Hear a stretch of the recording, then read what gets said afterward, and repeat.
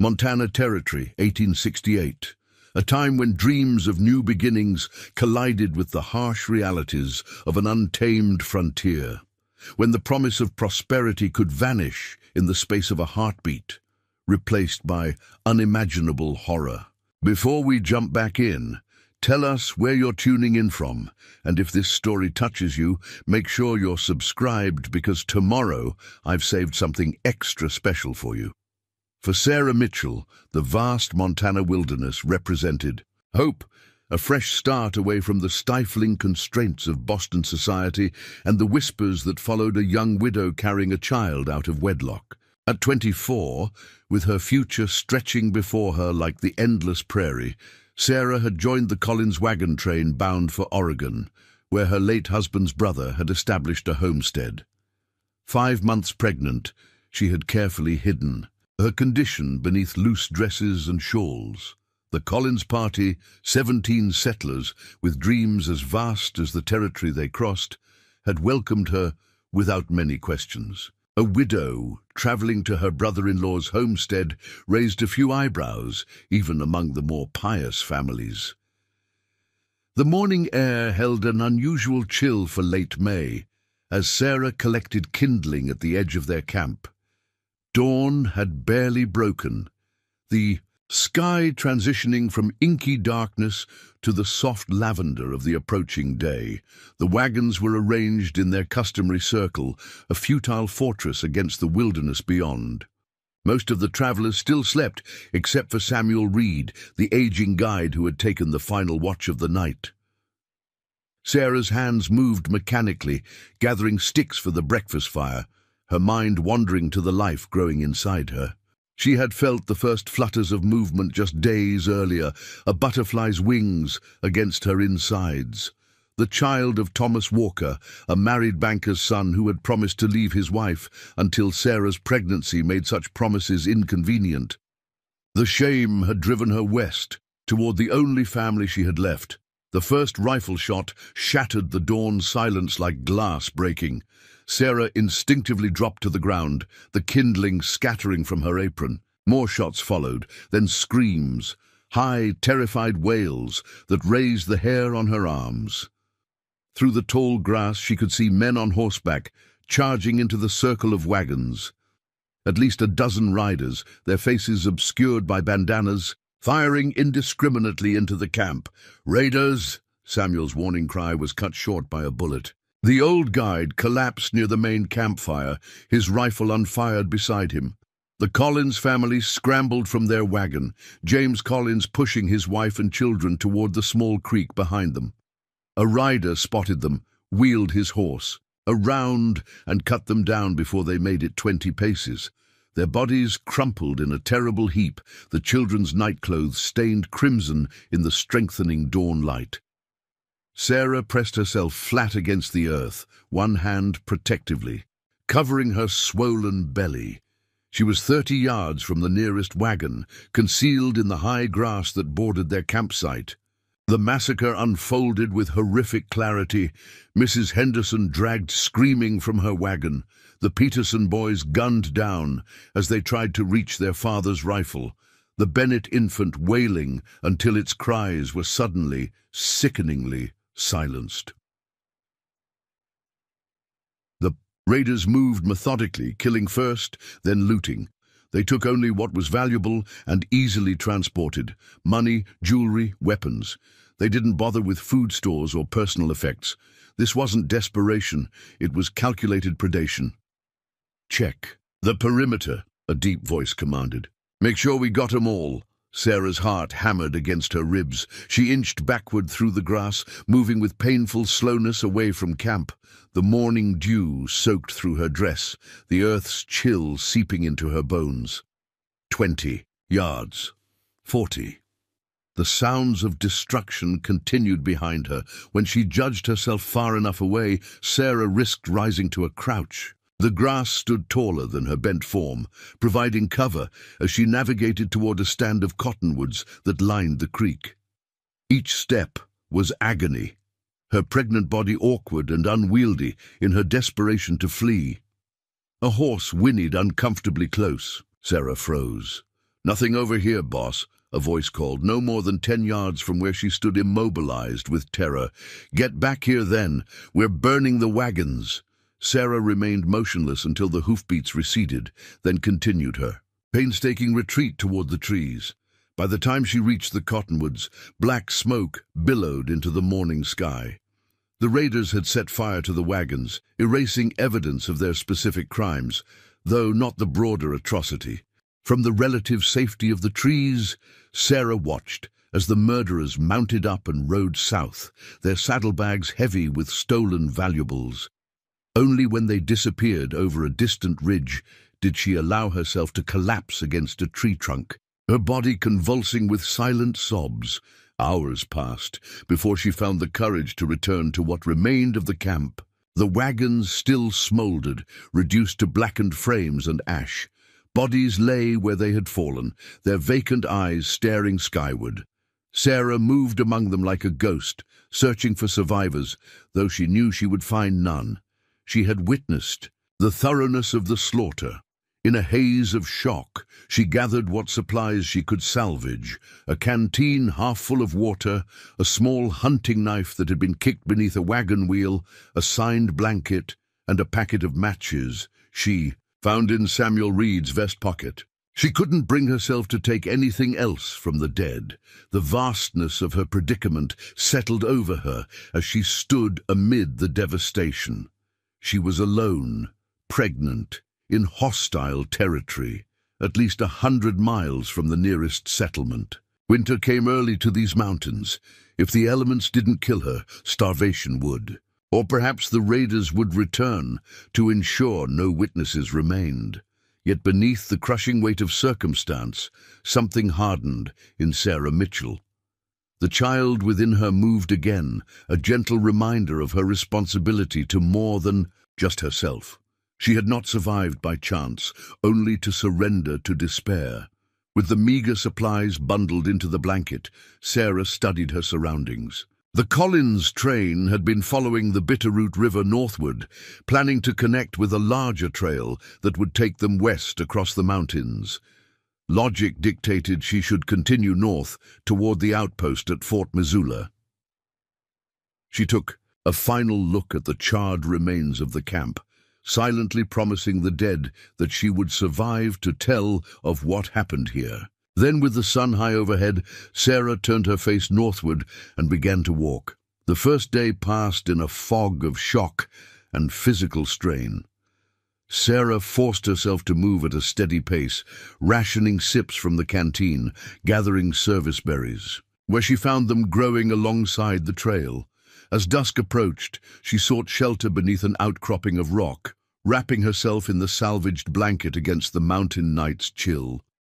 Sleep came in fitful bursts, interrupted by nightmares of the morning's horror and the very real sounds of wildlife moving in the darkness beyond her shallow cave. Wolves howled in the distance, their cries echoing off the mountainsides like lost souls calling to one another. Dawn brought no comfort, only the stark reality of another day of survival. Sarah's feet, encased in dainty leather boots, never intended for such terrain, had developed painful blisters that burst and reformed with each mile. Her back ached from the combined burden of pregnancy and walking. The meager rations she had salvaged would last perhaps another day if carefully measured, yet she pressed on, following the river's course, counting each step as a small victory against death. The child moved more frequently now, as if sensing her determination and adding its own. "We'll make it," she whispered, one hand on her belly as she navigated a particularly steep section of trail. "I promise you that." By the third day, Sarah's situation had grown dire. The canteen held only a few precious swallows, though the river provided abundant water when she could safely reach its banks. Food was the greater concern. She had finished the last of her salvaged supplies that morning and had found little to forage along the day's journey. Hunger gnawed at her insides, distinct from and yet compounding the discomfort of her pregnancy. The weather, too, had turned against her. Dark clouds gathered over the mountains, bringing an unseasonable cold. Front down from the north, the first raindrops hit as Sarah struggled up a rock-strewn incline, her strength already flagging. Within minutes, the drizzle became a downpour. Sarah's thin dress, already tattered from days of wilderness travel, offered little protection against the deluge. The blanket, wrapped around her shoulders, grew sodden and heavy. Her hair hung in dripping tendrils around her face, and her teeth chattered uncontrollably. "Keep moving," she commanded herself. "Just keep moving." But toward what? The question haunted her with increasing urgency. Fort Missoula remained days away, perhaps a week at her current pace. In her weakened state, with dwindling resources and worsening weather, the odds of reaching it diminished with each passing hour. As afternoon faded toward evening, the rain finally relented, though the skies remained threatening. Sarah found herself on a high plateau overlooking a sweeping valley. In the distance, perhaps 3 miles away, a thin column of smoke rose against the grey backdrop of clouds. Her heart leaped at the sign of human presence, then immediately constricted with fear. Smoke meant fire. Fire meant people. But what people? Settlers? Military? Or perhaps the very raiders who had destroyed the Collins? Train, Sarah sank to a boulder, weighing her options. Approaching strangers carried obvious risks, especially after what she had witnessed, yet continuing alone, weakened by hunger and exposure, offered only the certainty of eventual failure. As she deliberated, a wave of dizziness washed over her. Sarah gripped the rock beneath her, waiting for it to pass. When it didn't, when in fact it intensified, a new fear took hold. The child. Something was wrong. A sharp cramp seized her lower abdomen, doubling her over with its intensity. Too early, she thought frantically. It's too early. When the pain subsided, Sarah raised her head and stared at the distant smoke. The decision had been made for her. She needed help, whatever the risk. Gathering her remaining strength, she began the descent toward the valley floor, each step measured and careful on the rain-slicked terrain. The distant smoke became her beacon, her only hope in a wilderness that had already taken so much from her. She had covered perhaps half the distance when another cramp struck, more powerful than the first. Sarah dropped to her knees with a cry, clutching her belly as pain radiated through her core. When it passed, she noticed with horror a small dampness between her legs. Not rain. Something else. "Please," she whispered to whatever gods might be, listening. "Please, not now." The sky darkened as she struggled onward, the smoke now lost in the gathering gloom. Sarah navigated by memory and instinct, hoping she maintained the correct direction. The cramping returned intermittently, each episode more debilitating than the last. Night had fully descended when Sarah's legs finally gave way beneath her. She collapsed beside a fallen log, her strength completely spent. The thin blanket offered meager protection against the night air, which carried the bite of approaching frost. She curled around her swollen belly, shivering uncontrollably, her mind clouding with the combined effects of exhaustion, hunger, and fear. "This is how it ends," she thought with surprising clarity. "After everything, this is how we die."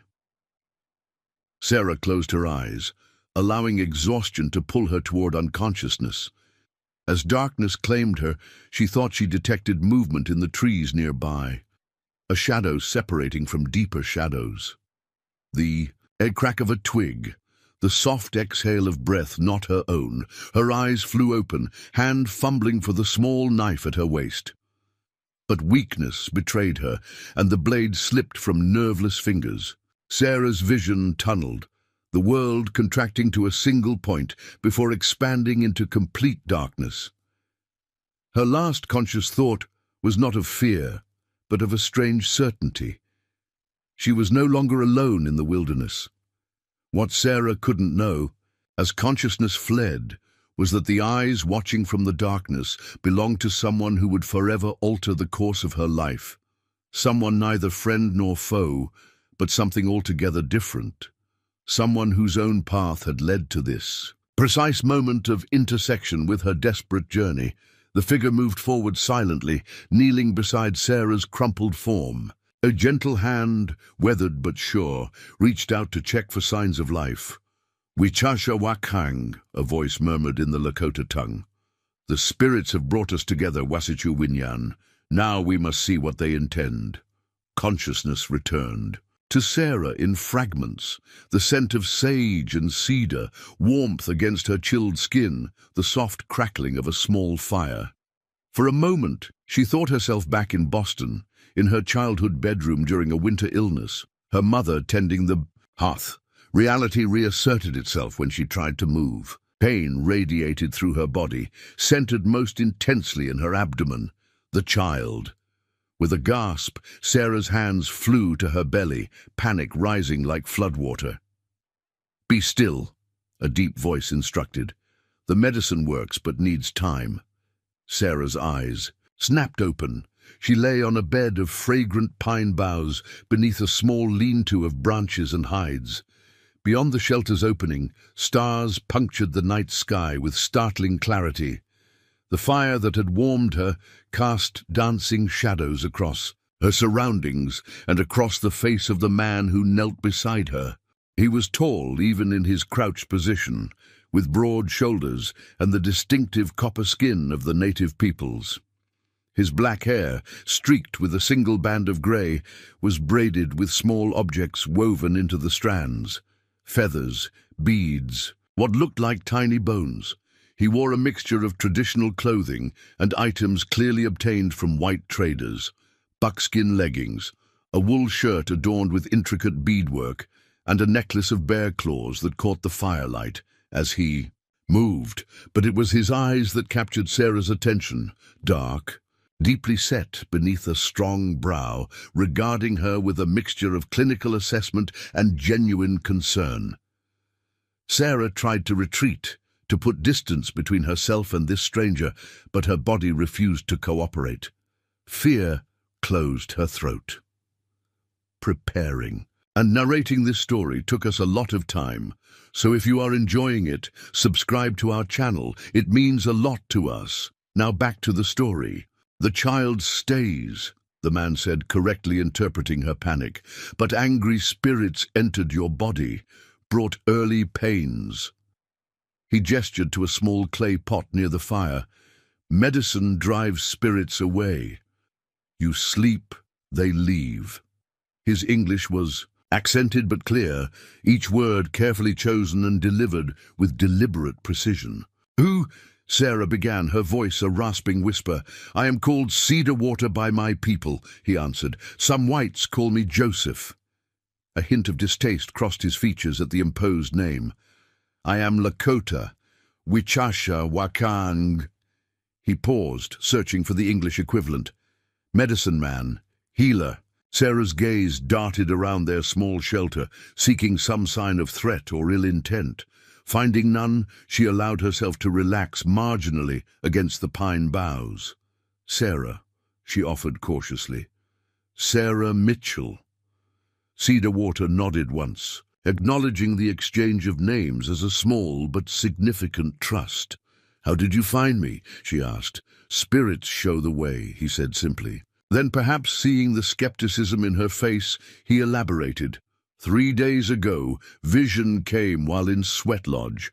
Woman with child, alone, death walking beside her. Spirits say, find her."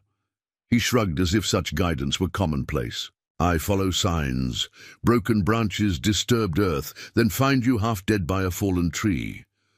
Sarah processed this, uncertain how much to credit his talk of spirits and visions. What mattered was that he had found her, had apparently treated her somehow, and had not harmed her despite ample opportunity. "The raiders," she said suddenly, the memory of the massacre flooding back. "Did you see them? Men on horseback?" Cedar Water's expression darkened. "Bad men, not the first time they kill. Take what is not theirs." "You know about them?" He nodded gravely. "They attacked a Lakota hunting camp last month, killed 3 men, 2 women. say it was army soldiers who did this. Wear blue coats sometimes when they kill Indians. Wear feathers and paint when they kill whites. His eyes met hers directly. Make both sides hate each other more. A chill ran through Sarah despite the fire's warmth. These men were not just opportunistic killers, but calculating instigators of conflict, playing both sides against each other for their own benefit. "I have to reach a settlement," she said. "Tell someone what happened. These men can't be allowed to continue." Cedarwater studied her for a long moment. "You are a witness," he stated rather than asked. "Yes. Dangerous. They know someone escaped. They hunt you now." As if to emphasize his point, a distant wolf howled, the sound echoing across the valley. Cedarwater rose and moved to the fire, returning with a wooden cup filled with steaming liquid. "Drink," he instructed. "Strengthens blood, calms child spirit."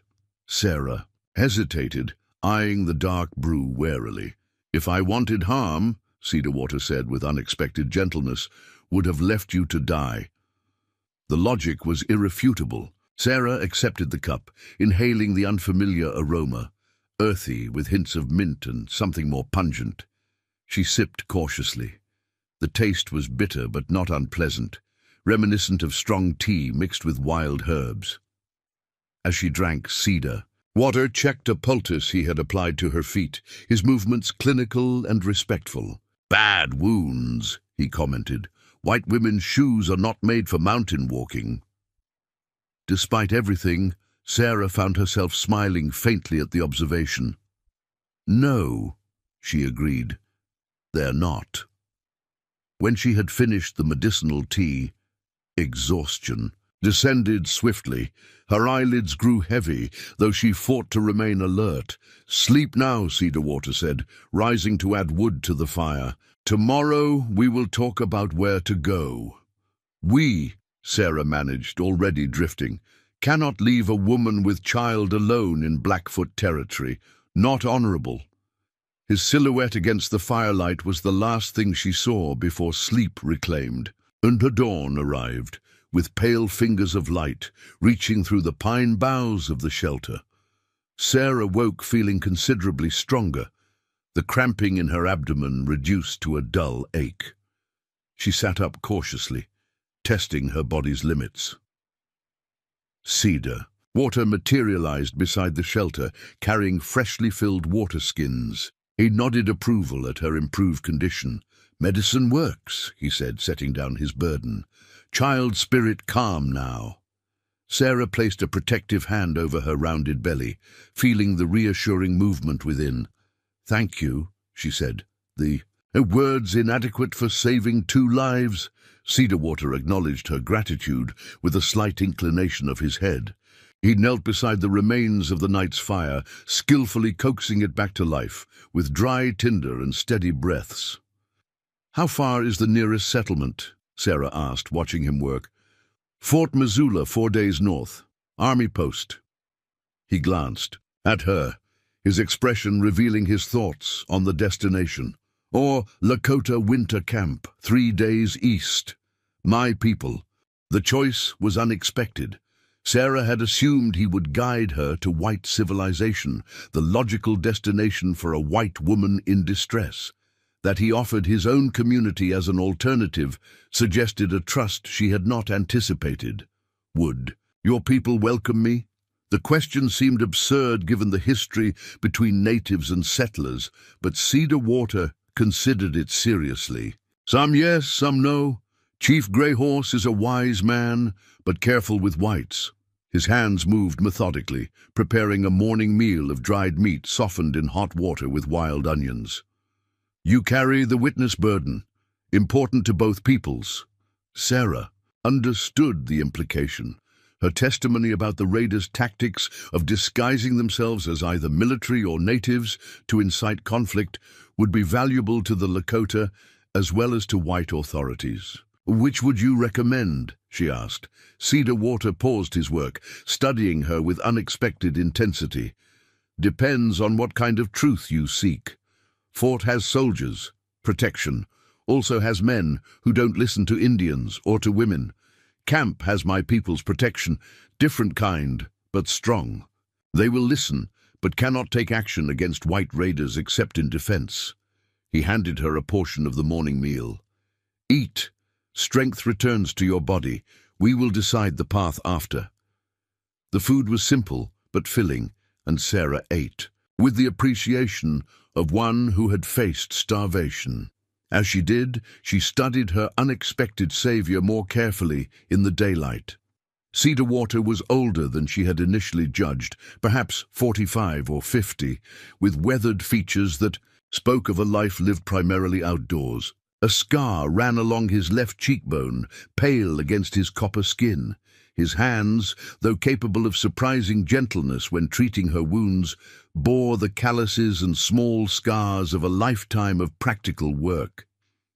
Yet there was an undeniable dignity in his bearing, a centeredness that Sarah had rarely encountered. He moved with deliberate economy, wasting neither motion nor resources. When he spoke, his words carried the weight of careful consideration. "How did you become a healer?" she asked, curiosity overcoming her natural reserve.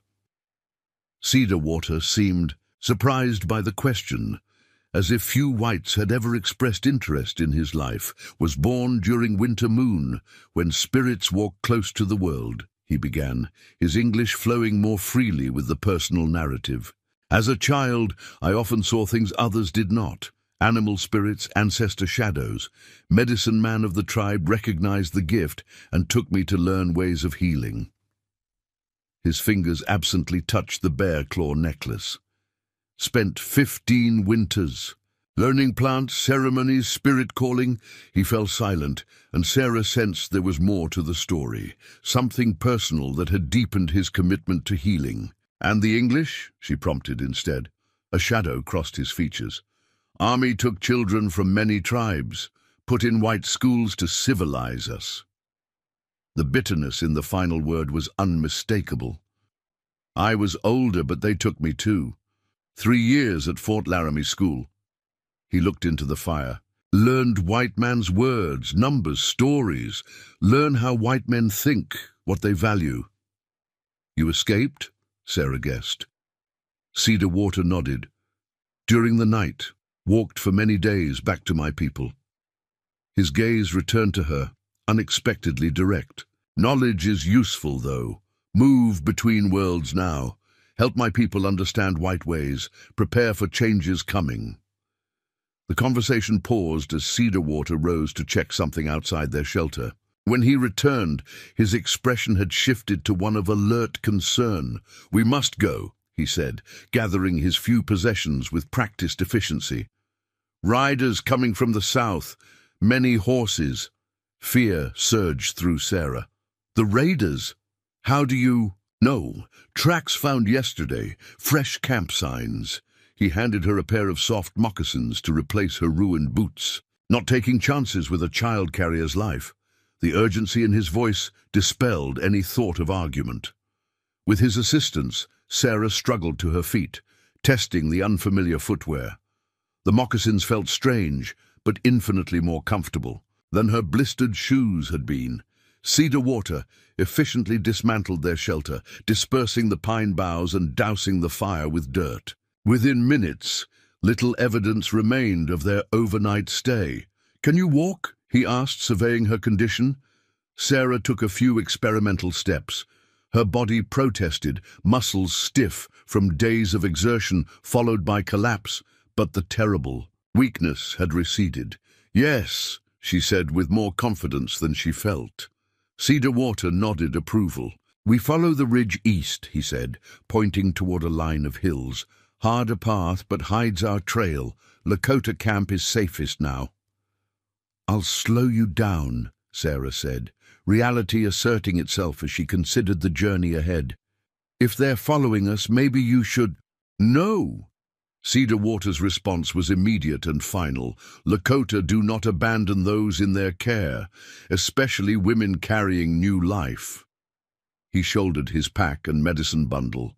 "Besides, you are a witness. Your words are needed."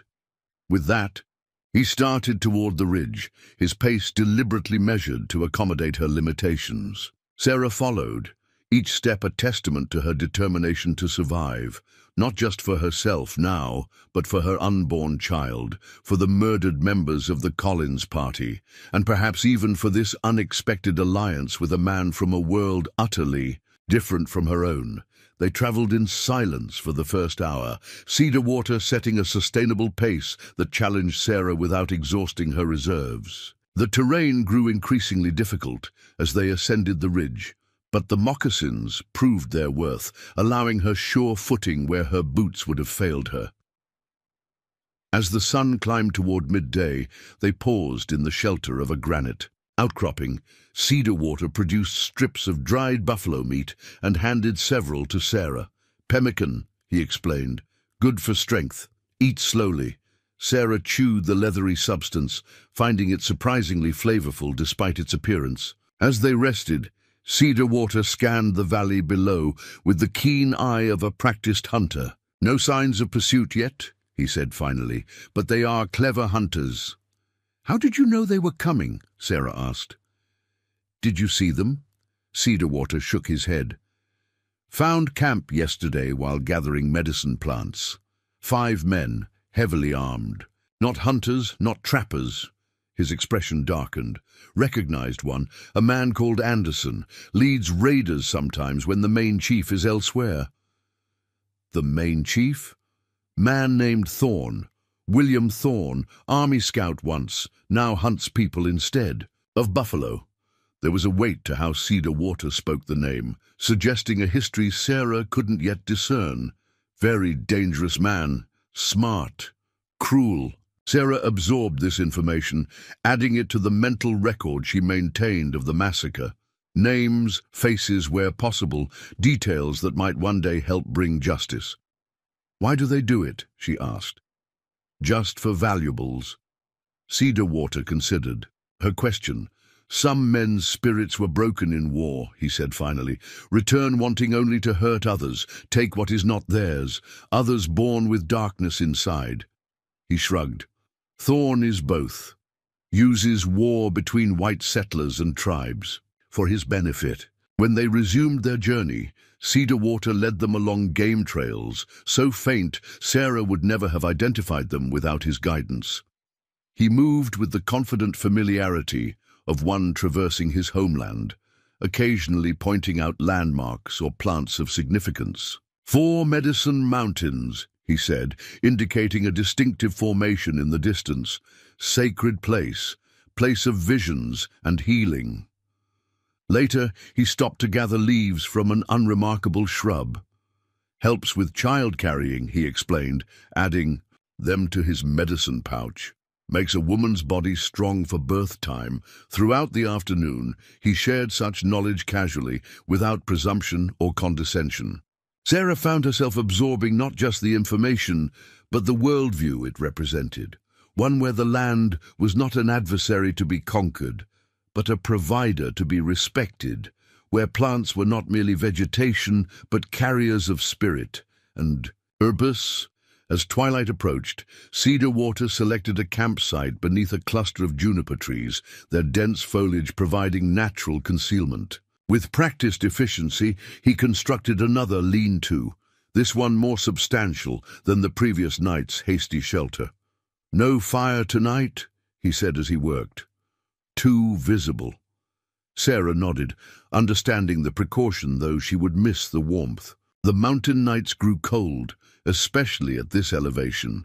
As if reading her thoughts, Cedarwater produced a thick buffalo robe from his pack, handing it to her without ceremony. "Sleep under this. Holds heat better than white man's blanket." "What about you?" Sarah asked, noting he had no second robe. "Lakota men trained from childhood to endure cold," he said simply. "Need less protection." Sarah suspected this was at least partly bravado, but accepted the robe with gratitude. The fur was surprisingly soft against her skin, and it retained body heat with remarkable efficiency. As darkness settled fully over the mountains, Cedarwater pressed a small object into her hand.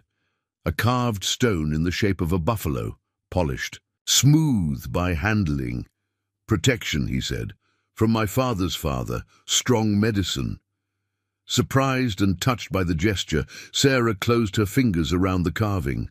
"I can't take this. It's a family." "Tonight you need strong medicine more than I do," Cedarwater interrupted. "Keep close." With that, he moved to the edge of their small camp, positioning himself where he could watch the approaches. His silhouette against the starlit sky struck Sarah as both protective and somehow lonely. A man, accustomed to existing in the borders between worlds, trusted fully by neither. Exhaustion soon overcame her despite her complex circumstances.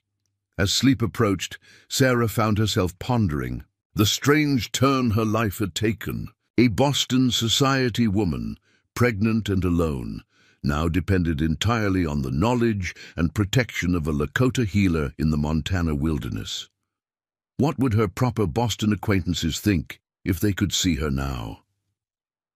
The thought brought a surprising smile to her lips as she drifted into slumber, the carved buffalo clutched in her palm like a talisman against the dangers that still pursued them. Dawn broke with an amber glow that painted the mountainside in gold. Sarah woke to find Cedarwater already alert, scanning the terrain below their elevated campsite with the focused intensity of a hawk. The buffalo carving was still clutched in her palm, its smooth contours warm from her body heat. "Good sign," Cedarwater said, noticing she held the talisman. "Buffalo spirit watched over your dreams." Sarah wasn't sure how much credence to give his spiritual interpretations, but she couldn't deny she'd slept more soundly than expected, given their circumstances. She carefully returned the carving to him. "Thank you for lending me your protection." Cedarwater hesitated, then pressed it back into her hand. "Keep until we reach winter camp. Journey not finished." He offered her a water skin and more of the pemmican before gesturing eastward. "Long walk today. Need strength." As they prepared to depart, Sarah found herself studying the valley below. The beauty of the Montana wilderness struck her anew. The vast, sweeping panorama of forest and prairie, mountains and streams, all painted in the rich hues of early summer. How different it appeared in the clear light of day, with Cedarwater's steady presence beside her, than it had during her desperate solitary flight. "It's beautiful," she said softly. "Your homeland." Cedarwater followed her gaze. His expression, complex pride mingled with something darker, was larger once, stretched far beyond those mountains. He pointed to distant peaks, now smaller each season. Treaties made, treaties broken. The simple statement carried generations of loss, delivered, without self-pity but with undeniable truth. Sarah found herself without adequate response. They set off along the ridgeline, Cedarwater setting a pace that challenged Sarah without overtaxing her. The terrain was difficult, rocky outcroppings, steep inclines, patches of loose shale that threatened treacherous slides. Yet the moccasins provided sure footing, and Sarah discovered her body adapting to the demands placed upon it. The physical labor of the journey, while taxing, brought a clarity of purpose that was almost meditative. Cedarwater moved with the easy confidence of someone navigating familiar territory, occasionally pointing out landmarks or signs that would have remained invisible to her untrained eye. "Elk passed here yesterday," he noted, indicating subtle depressions in a patch of soft earth. Later he stopped abruptly, examining a broken branch. "Bear! Big one! We go our separate ways." By midday, they had descended from the ridge into a narrow valley where a small creek gurgled over smooth stones. Cedarwater gestured for a rest, and Sarah gratefully sank onto a fallen log, stretching her legs before her. "You walk strong, for white woman with a child," he observed, the statement matter-of-fact rather than congratulatory. "I've had practice these last days," Sarah replied with dry humor. A ghost of a smile touched Cedarwater's lips, the first she had seen. He knelt by the creek, filling their water skins, then produced several bulbous roots from his pack. "Prairie and turnip," he explained, slicing them with his knife. "Good food, medicine too." The roots were starchy and slightly sweet, reminiscent of a mild radish. Sarah ate hers gratefully, watching as Cedar Water scanned their surroundings with constant vigilance. "Have you always lived in these mountains?" she asked, curious about the man who had saved her life, yet remained largely a mystery. Cedar Water shook his head. "Born on plains east of here, near what whites call the Black Hills." His expression grew distant. "Sacred land to my people. Gold found there now. Many whites come. Lakota pushed west." He gestured to the mountains around them. "Some bands come here, hunt, trade with Salish people sometimes." "Tonight you need strong medicine more than I do," Cedar Water interrupted. "Keep close." With that he moved to the edge of their small camp, positioning himself where he could watch the approaches. His silhouette against the starlit sky struck Sarah as both protective and somehow lonely. A man, accustomed to existing in the borders between worlds, trusted fully by neither. Exhaustion soon overcame her despite her complex circumstances. As sleep approached, Sarah found herself pondering the strange turn her life had taken. A Boston society woman, pregnant and alone, now depended entirely on the knowledge and protection of a Lakota healer in the Montana wilderness. What would her proper Boston acquaintances think if they could see her now? The thought brought a surprising smile to her lips as she drifted into slumber, the carved buffalo clutched in her palm like a talisman against the dangers that still pursued them. Dawn broke with an amber glow that painted the mountainside in gold. Sarah woke to find Cedar Water already alert, scanning the terrain below their elevated campsite with the focused intensity of a hawk. The buffalo carving was still clutched in her palm, its smooth contours warm from her body heat. "Good sign," Cedar Water said, noticing she held the talisman. "Buffalo spirit watched over your dreams." Sarah wasn't sure how much credence to give his spiritual interpretations, but she couldn't deny she'd slept more soundly than expected, given their circumstances. She carefully returned the carving to him.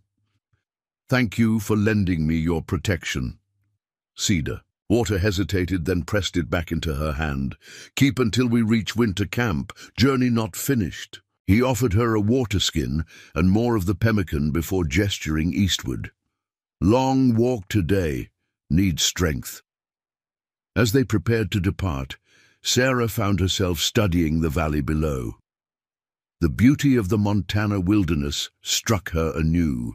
The vast, sweeping panorama of forest and prairie, mountains and streams, all painted in the rich hues of early summer. How different it appeared in the clear light of day, with Cedar Water's steady presence beside her, than it had during her desperate solitary flight. "It's beautiful," she said softly. "Your homeland." Cedar Water followed her gaze. His expression, complex pride mingled with something darker, was larger once, stretched far beyond those mountains. He pointed to distant peaks, now smaller each season, treaties made, treaties broken. The simple statement carried generations of loss, delivered, without self-pity but with undeniable truth. Sarah found herself without adequate response. They set off along the ridgeline, Cedar Water setting a pace that challenged Sarah without overtaxing her. The terrain was difficult, rocky outcroppings, steep inclines, patches of loose shale that threatened treacherous slides. Yet the moccasins provided sure footing, and Sarah discovered her body adapting to the demands placed upon it. The physical labor of the journey, while taxing, brought a clarity of purpose that was almost meditative. Cedar Water moved with the easy confidence of someone navigating familiar territory, occasionally pointing out landmarks or signs that would have remained invisible to her untrained eye. "Elk passed here yesterday," he noted, indicating subtle depressions in a patch of soft earth. Later he stopped abruptly, examining a broken branch. "Bear! Big one! We go our separate ways." By midday, they had descended from the ridge into a narrow valley where a small creek gurgled over smooth stones. Cedar Water gestured for a rest, and Sarah gratefully sank onto a fallen log, stretching her legs before her. "You walk strong, for white woman with a child," he observed, the statement matter-of-fact rather than congratulatory. "I've had practice these last days," Sarah replied with dry humor. A ghost of a smile touched Cedar Water's lips, the first she had seen. He knelt by the creek, filling their water skins, then produced several bulbous roots from his pack. "Prairie and turnip," he explained, slicing them with his knife. "Good food, medicine too." The roots were starchy and slightly sweet, reminiscent of a mild radish. Sarah ate hers gratefully, watching as Cedar Water scanned their surroundings with constant vigilance. "Have you always lived in these mountains?" she asked, curious about the man who had saved her life, yet remained largely a mystery. Cedar Water shook his head. "Born on plains east of here, near what whites call the Black Hills." His expression grew distant. "Sacred land to my people. Gold found there now. Many whites come. Lakota pushed west." He gestured to the mountains around them. "Some bands come here, hunt, trade with Salish people sometimes." An elderly man with a long grey beard and weathered face emerged from the cabin at their approach, a rifle held casually but noticeably in his gnarled hands. Recognition flickered in his rheumy eyes when he spotted Cedar Water. "Well now," he called in a voice roughened by age and solitude. "Didn't expect to see you this season, medicine man. Thought you'd be with your people by now." His gaze shifted to Sarah, widening slightly at her condition. "And with interesting company, I see." "Malcolm Fisher," Cedar Water acknowledged with a slight nod. "Women need rest, safe place." The old trapper lowered his rifle, studying them both with shrewd assessment. "Trouble?" "Raiders," Cedar Water confirmed simply. "Collins' wagon train. All dead except her." Fisher cursed softly, his expression darkening. "Thorne's work?" "Think so. Same marks." The exchange confirmed Sarah's suspicion that the pattern of violence was well established and recognized by those who lived in these territories, even as official investigations seemed non-existent. Fisher turned his attention to Sarah. "You witnessed it, ma'am." "Yes," she confirmed, her voice steady. "I was gathering kindling when they attacked, saw everything." The trapper whistled softly. "Then you're carrying more than just that baby. You're carrying the truth Thorne would kill to silence." He stepped back, gesturing toward his cabin. "Better. Come inside. Got stew on the fire and plenty to discuss." The cabin's interior was surprisingly neat for a man living alone in the wilderness. A table and chairs crafted from rough timber occupied the center of the main room. Shelves lined with supplies, books, and curious artifacts covered one wall. A small pot of savory-smelling stew bubbled over the hearth. Fisher busied himself setting out wooden bowls, while Sarah sank gratefully onto a chair. Cedar Water remained standing, his posture suggesting discomfort with the confined space. "Been tracking Thorne's activities for 3 years," Fisher explained, as he ladled stew into the bowls. "Started small, robbing lone travelers, small wagon groups. Graduated to bigger targets, playing both sides against the middle." He shook his head disgustedly. "Army blames Indians. Indians blame the army or settlers. Meanwhile, Thorne's men get richer and the territory gets more dangerous for everyone." "You've reported this?" Sarah asked, accepting the steaming bowl with gratitude. Fisher snorted. "To whom, ma'am? Local authorities are on a 3 days ride in good weather. Army officers are more interested in putting Indians on reservations than catching white men masquerading as Indians. And the territorial governor's office is too busy preparing for statehood to worry about frontier justice. Then nothing can be done."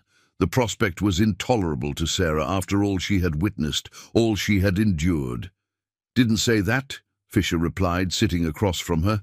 "Truth has power if it reaches the right ears." He glanced at Cedar. Water, which is why you're taking her to your winter camp, I reckon. Chief Grey Horse still has that connection to the Indian Agency superintendent. What's his name? Walter Jenkins, Cedarwater supplied. Friend to Lakota many winters. Listen when others don't. Fisher nodded. Smart thinking. Jenkins has the governor's ear, they say. If he believes your story, he addressed Sarah directly. There might be an official investigation, might even be enough to bring Thorne to justice. As they ate, Fisher provided crucial information about recent movements in the territory. A cavalry patrol had passed through 4 days earlier, heading west toward Fort Missoula. Thorne and a larger group of his men had been spotted near Wilson's trading post, 20 miles south. Most telling is what came through yesterday, Fisher added, refilling their bowls. 2 of Thorne's scouts, asking if I'd seen any survivors from a wagon train attacked by bloodthirsty Lakota. His eyes narrowed. Offered a reward for information. Said the savages took a woman captive. Sarah and Cedarwater exchanged glances, understanding the implications. The raiders weren't just eliminating witnesses, they were laying groundwork for another false narrative, one that would further inflame tensions between settlers and natives. They know someone survived, Sarah said quietly, and they're setting the stage for blame, Cedarwater added grimly. Fisher rose and moved to a crude map tacked to his wall. You'll need to avoid the main trails completely now. Thorne's men will be watching them. He traced a route with his finger. This old game trail leads through the high country. Difficult traveling, especially in your condition, ma'am, but it'll keep you well clear of likely search areas. As he marked the trail, a sharp crack sounded from outside, a branch breaking beneath a heavy foot.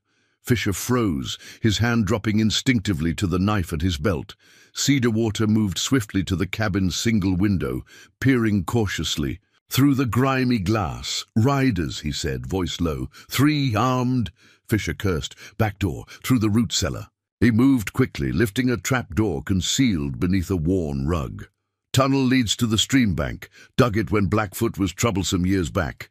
He grabbed a pack from a hook, shoving provisions inside with practiced efficiency.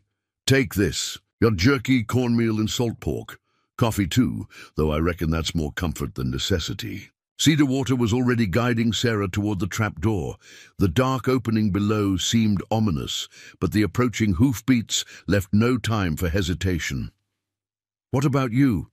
Sarah asked Fisher as Cedarwater helped her onto the ladder.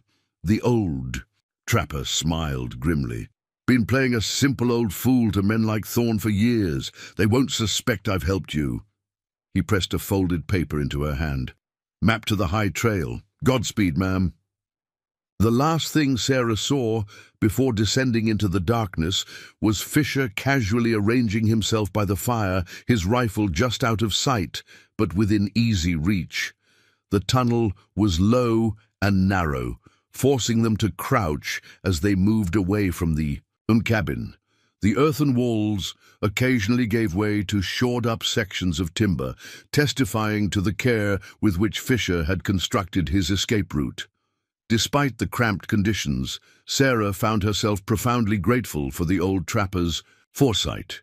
They emerged, as promised, beside the stream, concealed from the cabin by a thick stand of willows. Cedarwater immediately oriented himself, pointing toward a steep trail that led up into the forested hillside.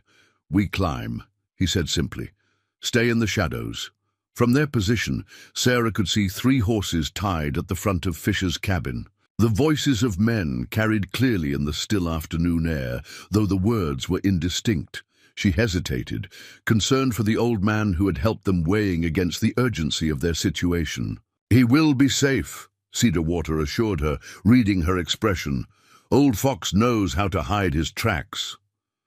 With a final glance toward the cabin, Sarah followed Cedarwater up the hillside, each step taking them deeper into the unknown wilderness of the high country.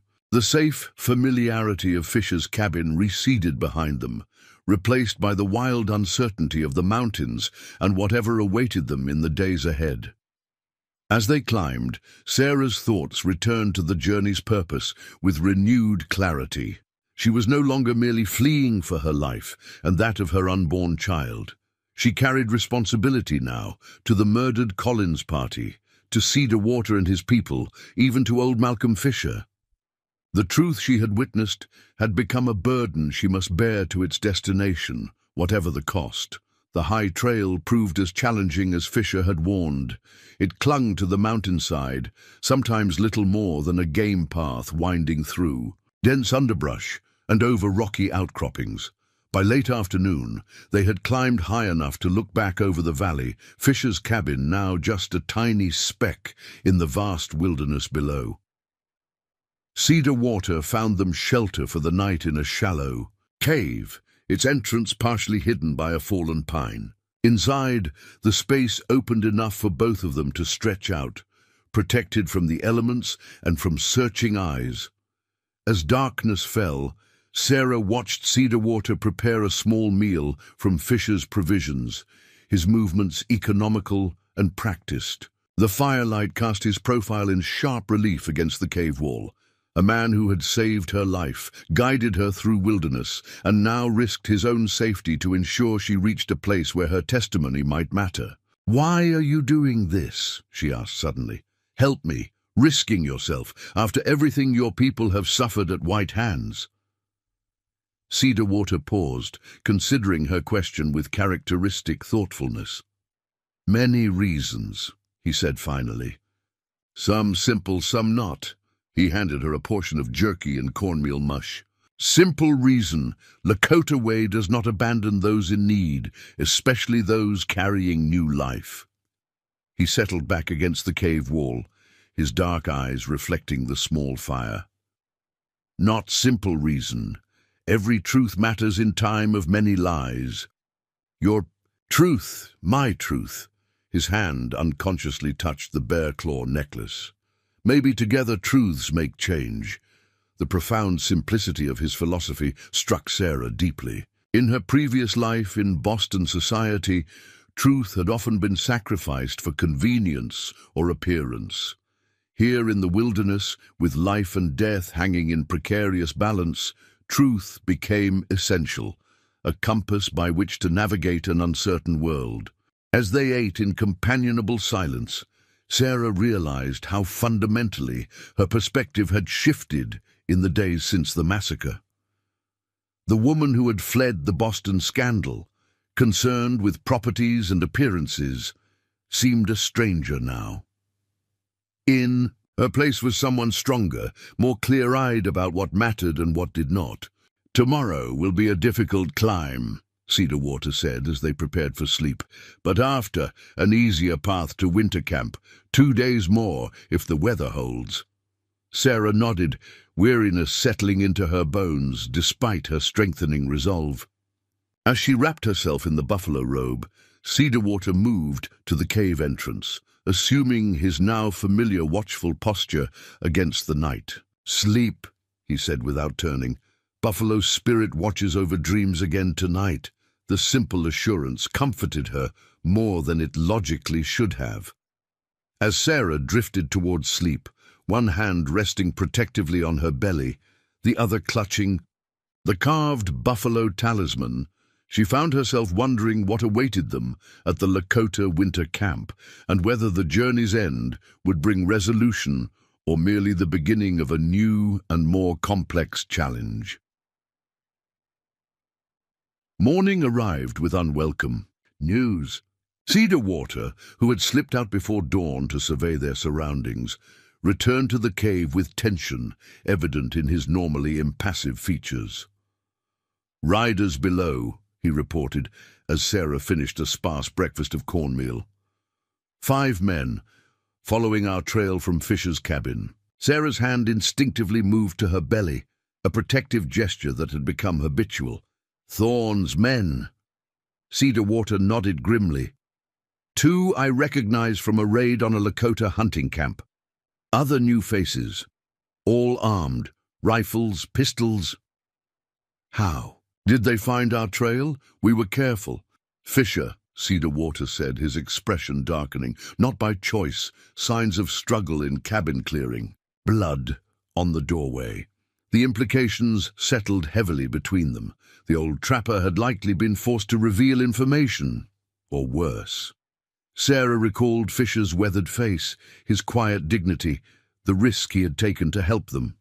Another, death to lay at Thorne's feet. How far behind are they? Hour, maybe less. Good trackers. Cedarwater secured his medicine bundle with quick, efficient movements. Need to move fast. Different path than planned.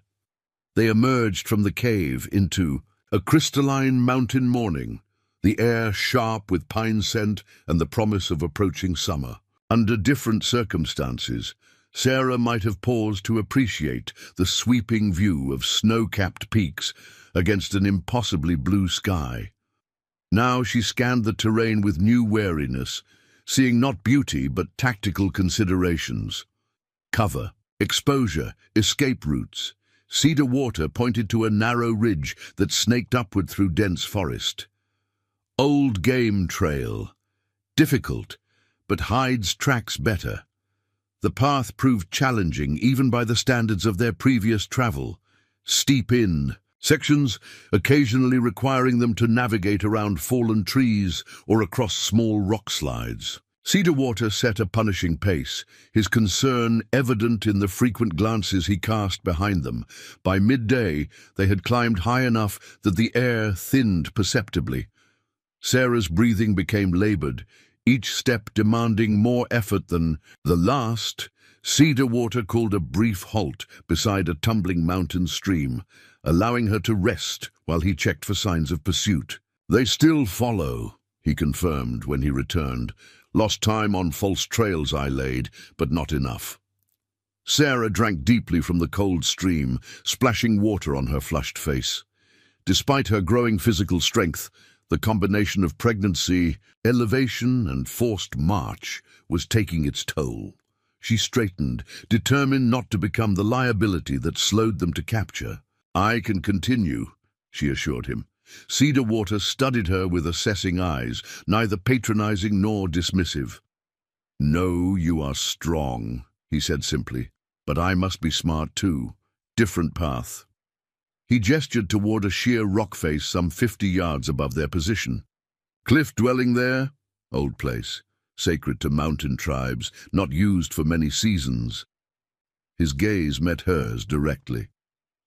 "Good place to hide. Wait for the night. Lose trackers in darkness." The strategy made sense. Continuing at their current pace risked exhaustion, which would inevitably lead to mistakes or injury. Better to conserve strength and use the natural advantages of terrain and darkness. They approached the cliff dwelling cautiously. The ancient structure was built into a natural depression in the rock face, accessible only by a narrow ledge that curved around the mountain. Cedarwater led the way, one hand steadying Sarah as they navigated the precipitous path. He gestured toward a sheer rock face some 50 yards above their position. "Cliff dwelling there, old place, sacred to mountain tribes, not used for many seasons." His gaze met hers directly. "Good place to hide. Wait for the night. Lose trackers in darkness." The strategy made sense. Continuing at their current pace risked exhaustion, which would inevitably lead to mistakes or injury. Better to conserve strength and use the natural advantages of terrain and darkness. They approached the cliff dwelling cautiously. The ancient structure was built into a natural depression in the rock face, accessible only by a narrow ledge that curved around the mountain. Cedarwater led the way, one hand steadying Sarah as they navigated the precipitous path. The dwelling itself consisted of several stone chambers, their walls blackened by the fires of long-ago inhabitants. Faded pictographs adorned the main chamber, human figures, animals, celestial symbols rendered in ochre and black. "Crow people built this," Cedarwater explained, his voice hushed with respect for the sacred space. "Many generations ago, spirit place now." Sarah moved carefully through the dwelling, mindful of disturbing as little as possible. "Will they follow us here?" Cedarwater arranged their few supplies against one wall. "Possible. White men often don't respect sacred places, but the path is difficult to see from below. Good chance they miss it. He positioned himself at the entrance, where a narrow opening provided a commanding view of the trail they had ascended. From this vantage, they would see anyone approaching long before being discovered themselves. The enforced inactivity of waiting soon proved more taxing than movement had been. Sarah paced the small confines of the dwelling, her mind churning with anxieties too numerous to voice. The child moved within her, perhaps responding to her tension with increased activity of its own. Cedar Water watched her restless movement with quiet concern. "Sit," he finally suggested. "Teach you medicine songs for child spirit. Keep the baby calm, mother strong."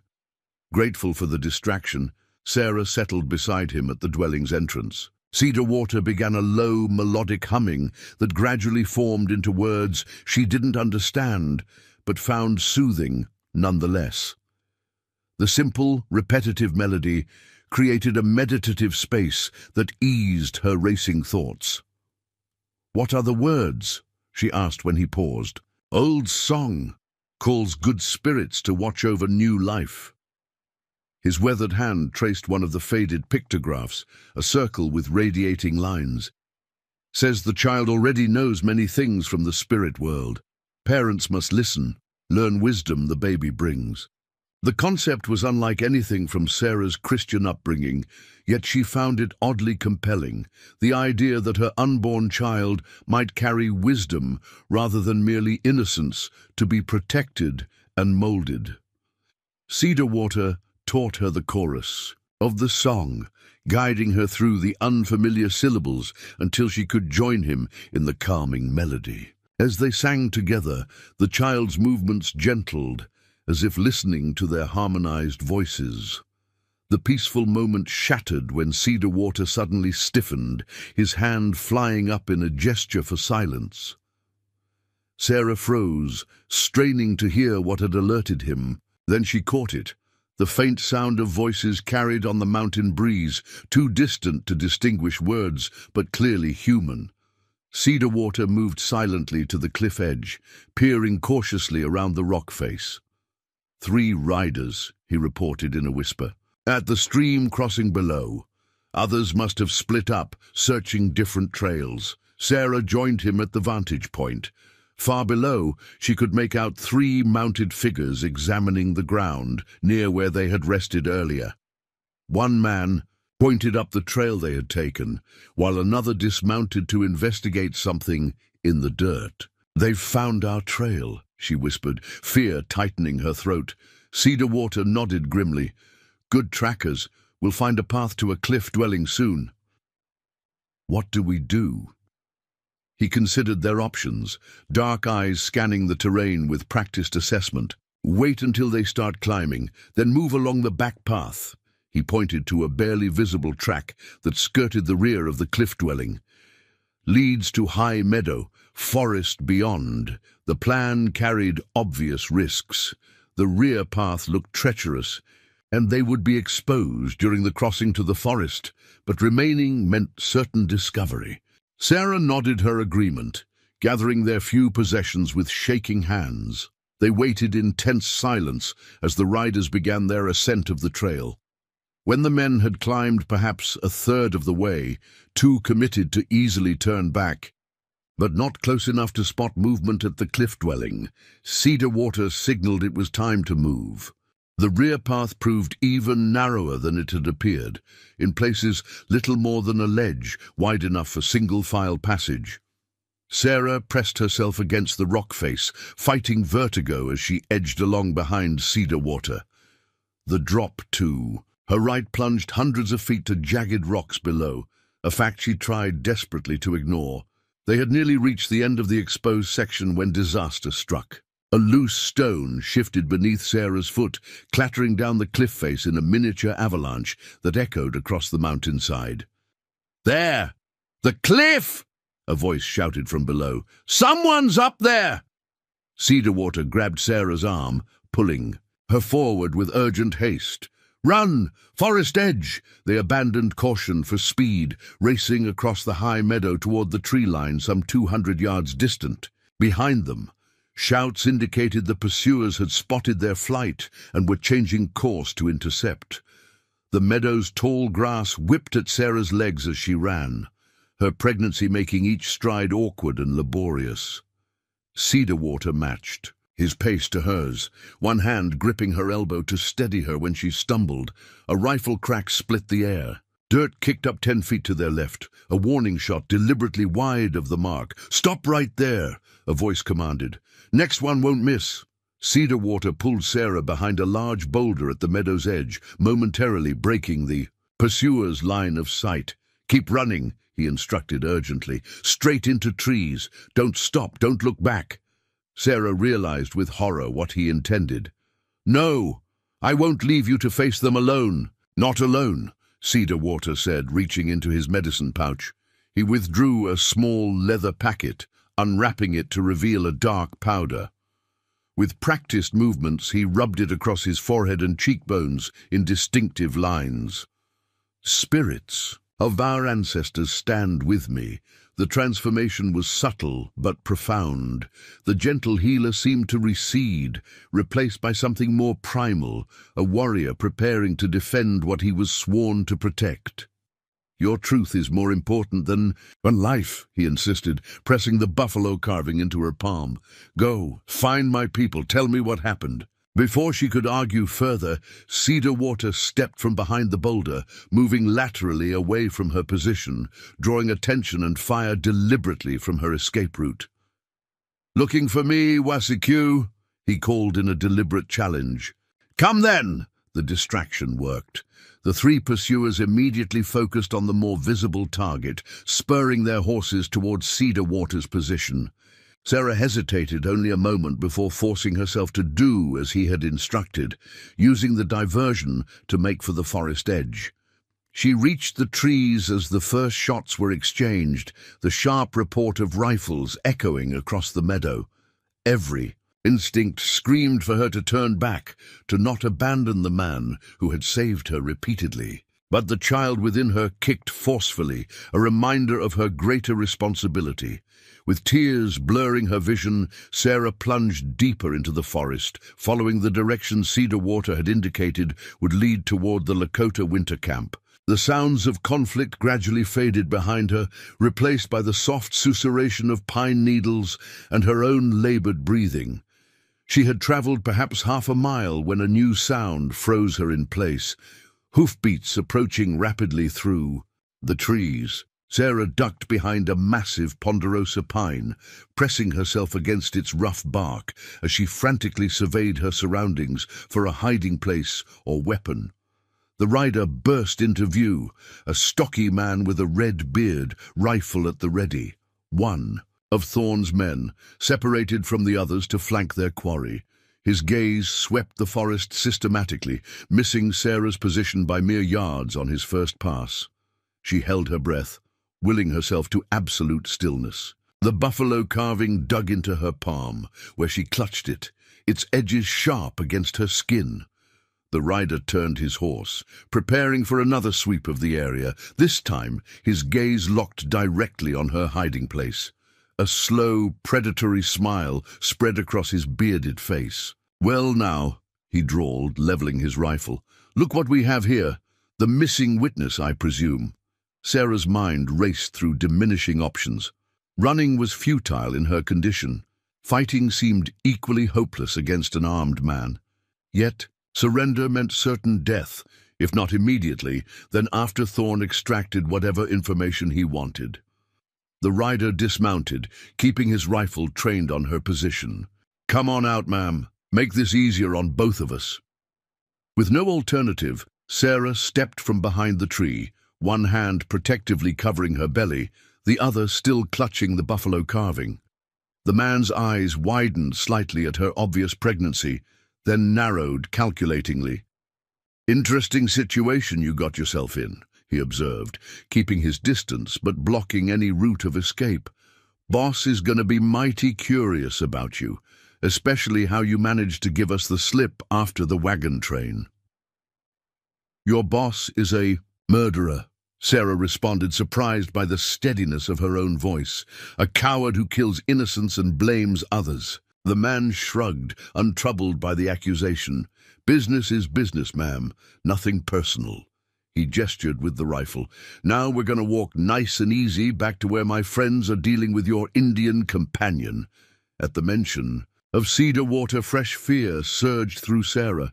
Was he already dead, captured, or still fighting against impossible odds? Move, the man ordered, gesturing toward the meadow with his rifle. Sarah took a reluctant step forward, mind still frantically searching for any chance of escape. The buffalo carving bit into her palm again, reminding her of Cedar Water's words. Buffalo spirit watched over your dreams. She had dismissed it as superstition, yet now found herself silently appealing to whatever spirits might be listening. The answer came in an unexpected form. A low growl emanated from the underbrush to their right, a rumbling warning that raised the hair on Sarah's neck. The rider froze, his attention diverted momentarily from his captive. The mountain lion exploded from cover in a blur of tawny fur and extended claws. Whether drawn by the scent of blood from the earlier confrontation or simply defending its territory, the predator struck with terrible precision. The rider managed one panicked shot that went wide before the big cat was upon him. Man and beast tumbled to the forest floor in a chaotic tangle of thrashing limbs and snarling fury. Sarah didn't wait to witness the outcome. Seizing the moment of chaos, she fled deeper into the forest, away from both the meadow confrontation and the new danger. The sounds of struggle faded behind her as she pushed herself to maintain a pace that balanced speed with caution. For nearly an hour, she continued without pause, navigating by instinct and the vague directions Cedar Water had provided. The forest eventually thinned, giving way to a rocky slope that overlooked a broad valley. In the distance, a river wound like a silver ribbon through the landscape. Sarah paused, catching her breath as she surveyed the terrain. According to Cedar Water, the Lakota winter camp lay 2 days' journey east, near where the river bent around. A distinctive formation he had called Sleeping Buffalo Butte. From her current vantage, she could make out what might be the formation, a long, humped ridge that indeed resembled a buffalo at rest. The sight provided a moment of hope, quickly dampened by crushing reality. She was alone in the wilderness, once more without guidance, with minimal supplies, and now pursued by determined enemies. Cedar Water's fate remained unknown, but she feared the worst, given the odds he had faced. The child moved within her, a gentle reminder of her responsibility to continue regardless of the mounting obstacles. Sarah pressed her hand against the movement, drawing resolve from the connection. "We'll make it," she promised softly. "For him, for the truth, we'll make it." As the sun began its westward descent, Sarah picked her way down the rocky slope toward the valley floor. Each step presented a calculated risk. Moving brought her closer to potential safety, but increased the chance of being spotted if pursued. Remaining stationary meant certain exposure once night fell and temperatures plummeted. She had nearly reached the valley floor when a distant sound carried on the breeze. The whine of a horse, followed by men's voices. Sarah ducked into a stand of junipers, heart pounding as she scanned the direction of the sound. Riders emerged from the forest edge she had exited perhaps an hour earlier. Not 3, but 5 mounted men, moving with the deliberate pace of those, following a trail. Even at this distance, she could see they carried weapons at the ready. More alarmingly, they had a 6th horse in tow, riderless, but bearing what appeared to be a body draped across the saddle. Cedar Water. Sarah pressed her, fist against her mouth to stifle a cry of anguish. Whether dead or merely wounded, his capture confirmed her worst fears. The sacrifice he had made to ensure her escape now seemed both heroic and futile if she couldn't reach his people with the truth they both carried. As she watched, the riders conferred briefly before splitting into 2 groups, 3 continuing. Along her trail, two breaking off to head directly across the valley. The pincer movement would effectively cut off her route to the east unless she could somehow evade both parties. Night approached, bringing both danger and opportunity. Darkness would make tracking more difficult for her pursuers, but would also increase the challenges of navigation and safe passage for herself. Sarah surveyed her surroundings with new urgency, seeking any advantage the terrain might offer. The valley floor featured scattered copses of trees interspersed with open meadows, poor cover for daylight travel, but potentially navigable under darkness if she could avoid the searchers until then. To the south, foothills rose toward more mountainous terrain, offering better concealment but potentially leading her away from her destination. As Sarah deliberated, a new sound reached her, distant but distinct: thunder. She glanced skyward to see dark clouds building on the western horizon, advancing rapidly toward the valley. The approaching storm might provide cover, but also threatened exposure to the elements without adequate shelter. Decision crystallized through necessity. Sarah would wait until the storm broke, using its fury as concealment to cross the exposed sections of valley under the cover of darkness and driving rain. The gambit carried obvious risks, but offered the best chance of breaking the tightening circle of pursuers. Finding a depression beneath the gnarled roots of a massive juniper, Sarah huddled into the makeshift shelter.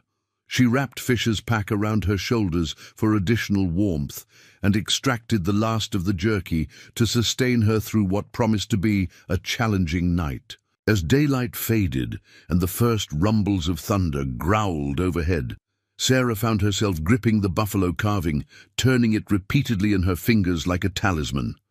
Cedar Water's belief in its protective power now seemed less foreign, less dismissible than it had days before. "Watch over us tonight," she whispered to the carving, to whatever spirits might be listening. "Help me reach your people with the truth." The storm broke with sudden fury just as darkness claimed the valley. Lightning split the sky in jagged forks, momentarily illuminating the landscape in stark relief before plunging it back into deeper blackness. Rain fell in blinding sheets, driven by gusting winds that bent the junipers like supplicants before a wrathful god. In this elemental chaos, Sarah Mitchell emerged from hiding to continue her desperate journey eastward toward a people not her own, but who represented her last hope for justice and for survival.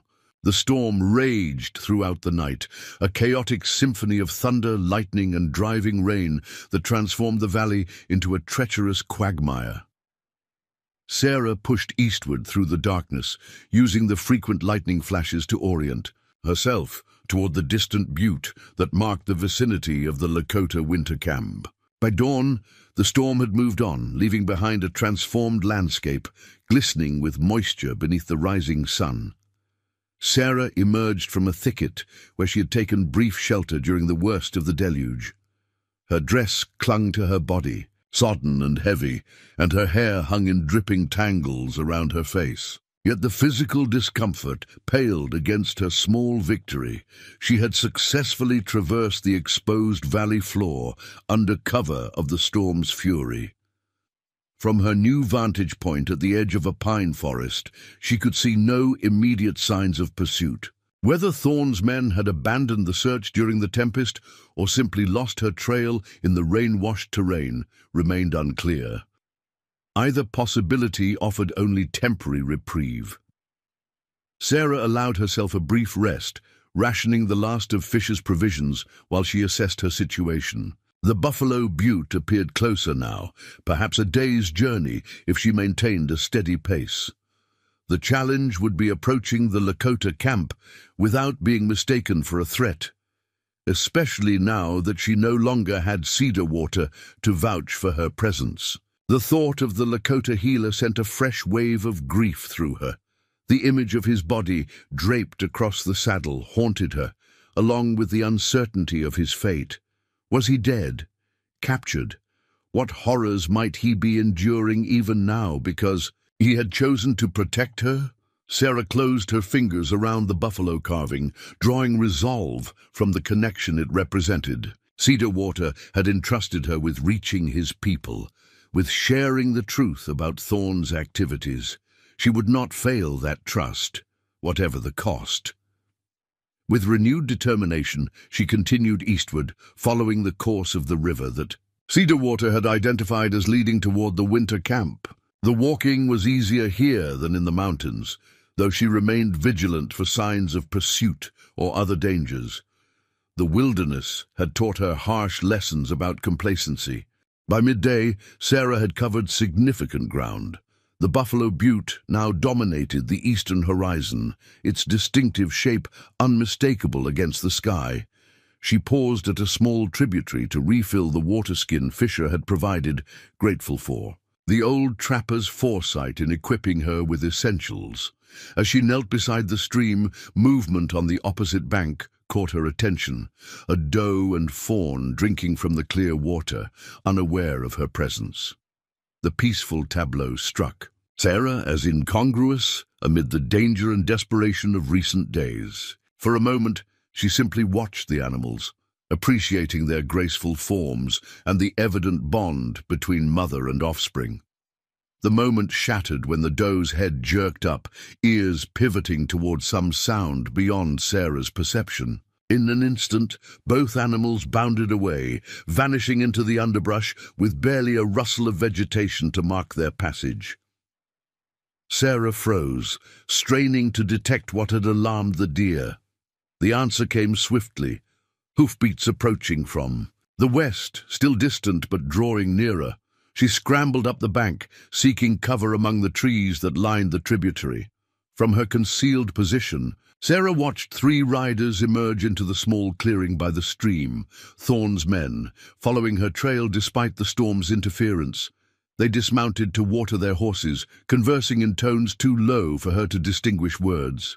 One man knelt to examine the muddy bank where she had filled her waterskin, pointing out the fresh disturbance to his companions. Sarah retreated deeper into the forest, moving as silently as possible away from the tributary. Her earlier route along the river's edge was now compromised. She would need to travel through dense forest to evade her pursuers, even if it meant a less direct path to her destination. For hours, she pushed through increasingly difficult terrain, angling northeast through pine forest that gradually gave way to more open woodland. The detour lengthened her journey, but allowed her to maintain distance from the riders, whose occasional far-off voices confirmed they continued to search the more obvious route along the river. As afternoon waned toward evening, Sarah finally emerged from the forest edge to find herself facing an unexpected obstacle, a steep ravine some 30 feet deep and twice as wide, its sides eroded by the previous night's downpour.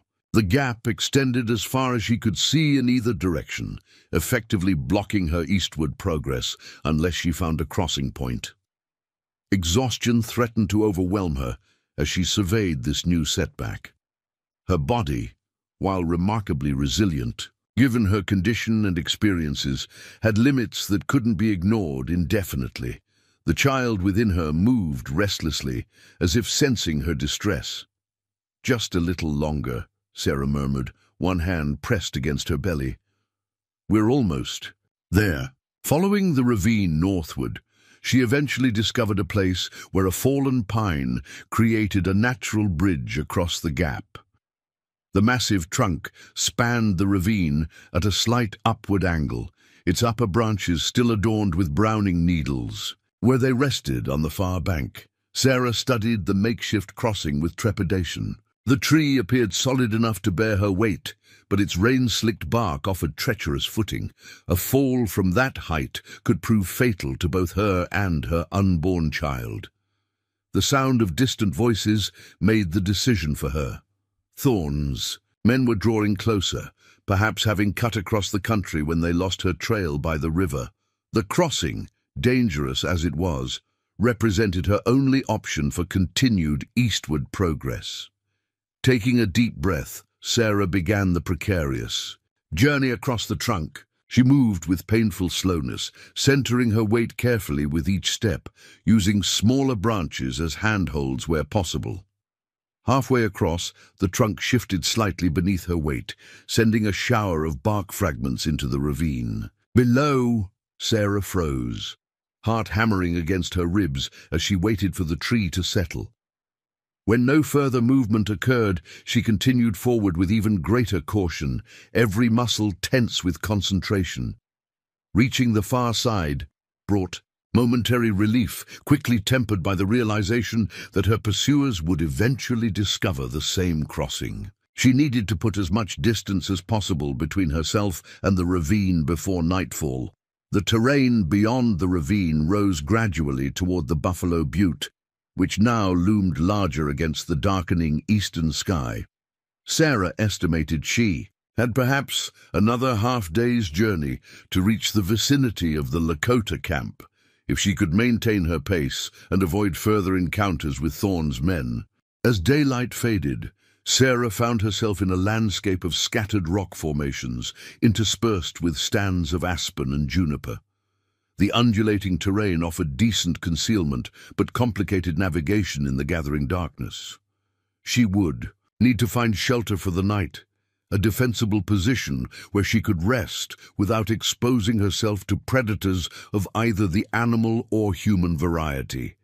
A cluster of massive boulders presented the best option, a natural formation with a small, protected space at its center, accessible only through a narrow gap between two towering stones. Sarah squeezed through the opening to find an area just large enough to lie down, sheltered from wind and direct line of sight from the surrounding terrain. Using the last of the daylight, she gathered a small amount of dry grass for bedding and checked her dwindling supplies. The water skin remained half full, but Fisher's provisions were exhausted. Tomorrow would bring the additional challenge of hunger unless she could forage successfully along the way. As darkness claimed the land, Sarah huddled in her stone sanctuary, drawing Fisher's pack around her shoulders for warmth. The temperature was dropping rapidly with nightfall, a reminder that even late spring in the mountains could bring dangerously cold nights. Sleep proved elusive despite her exhaustion. Each sound from the darkness beyond her shelter brought fresh tension. The cry of a hunting owl, the distant howl of wolves, the rustle of wind through aspen leaves that too closely resembled footsteps. More troubling than these natural sounds was the absence of human voices or hoofbeats. Had Thorne's men made camp for the night, or were they continuing their pursuit under cover of darkness? When sleep finally came, it brought disjointed dreams. The Collins wagon train burning, Cedar Water singing the medicine song for her child, Boston drawing rooms filled with whispering society matrons pointing accusatory fingers at her swollen belly. Sarah woke repeatedly, disoriented and anxious, until physical exhaustion finally dragged her into deeper slumber near dawn. The new day broke clear and cool, sunlight filtering through the gap in the boulders to warm Sarah's face. She stirred, slowly, every muscle protesting the previous day's exertions and the hard ground beneath her. As consciousness fully returned, so did awareness of her situation, the proximity of her goal, the dangers that still pursued her, the responsibility she carried. Emerging from her stone shelter, Sarah surveyed the terrain ahead. The Buffalo Butte dominated the landscape, much closer now than it had appeared the previous evening. Between her position and the butte lay rolling grassland interspersed with clusters of trees and rock formations. Beautiful country, but with limited cover for concealed travel. After refilling her water skin at a small seep, Sarah continued eastward, moving with renewed urgency. The open terrain made her nervously alert, eyes constantly scanning for movement that might indicate pursuit. By mid-morning, her vigilance was rewarded when she spotted distant riders cresting a ridge to the southwest, 3 mounted figures moving with the deliberate pace of trackers following a trail. Sarah quickened her pace, angling toward a line of cottonwoods that followed a dry creek bed. The trees offered concealment, at least temporarily, though their distinctive presence on the landscape would make them an obvious place for searchers to investigate. As she reached the cottonwoods, A new sound carried on the breeze, the rhythmic pounding of many hooves, approaching rapidly from the east. Sarah pressed herself against a massive trunk, peering around its girth toward the source of the sound. Riders appeared on the horizon, moving swiftly across the grassland. Not 3, but at least a dozen, their silhouettes distinct against the sky. These were not Thorne's men. Their appearance, even at this distance, was unmistakably native, with feathers and streamers adorning both riders and mounts. Lakota warriors. Sarah hesitated. He caught between two approaching forces, Thorne's men from the west, Lakota riders from the east, with herself trapped in the narrow band of terrain between them. Cedar Water had assured her his people would offer protection, but that assurance had presumed his presence as intermediary. Alone, she represented an unknown quantity to the Lakota, potentially an enemy, or at minimum, a suspicious anomaly.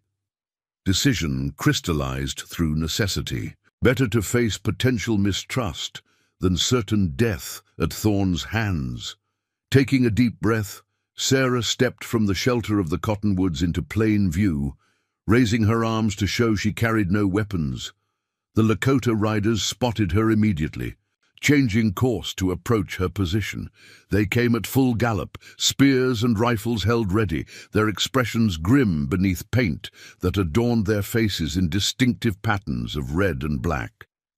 Sarah stood her ground despite the intimidating display, one hand raised in what she hoped conveyed peaceful intent, the other instinctively protecting her belly. As the warriors surrounded her in a tight circle of prancing horses, she noted their defensive posture, not aggressive, but certainly wary. One rider, older than the others, with grey streaks in his braided hair and an elaborate headdress of eagle feathers, urged his mount forward. He studied Sarah with piercing black eyes, set in a face lined by weather and experience. White women far from white places, he observed in surprisingly clear English. Why? Sarah drew a steadying breath. I seek the Lakota winter camp, she replied, meeting his gaze directly. Cedar Water was bringing me to speak with Chief Grey Horse. A ripple of reaction passed through the warriors at the mention of Cedar Water's name. The leader's expression sharpened with interest and suspicion. You know Wichasha Wakang? Where is he now? Captured, Sarah answered, grief tightening her throat. May be killed. Men led by William Thorne took him while helping me escape. Those same men follow me now. She pointed westward, where the distant riders had drawn closer during their exchange. The leader turned to follow her gesture, his eyes narrowing as he spotted the approaching figures.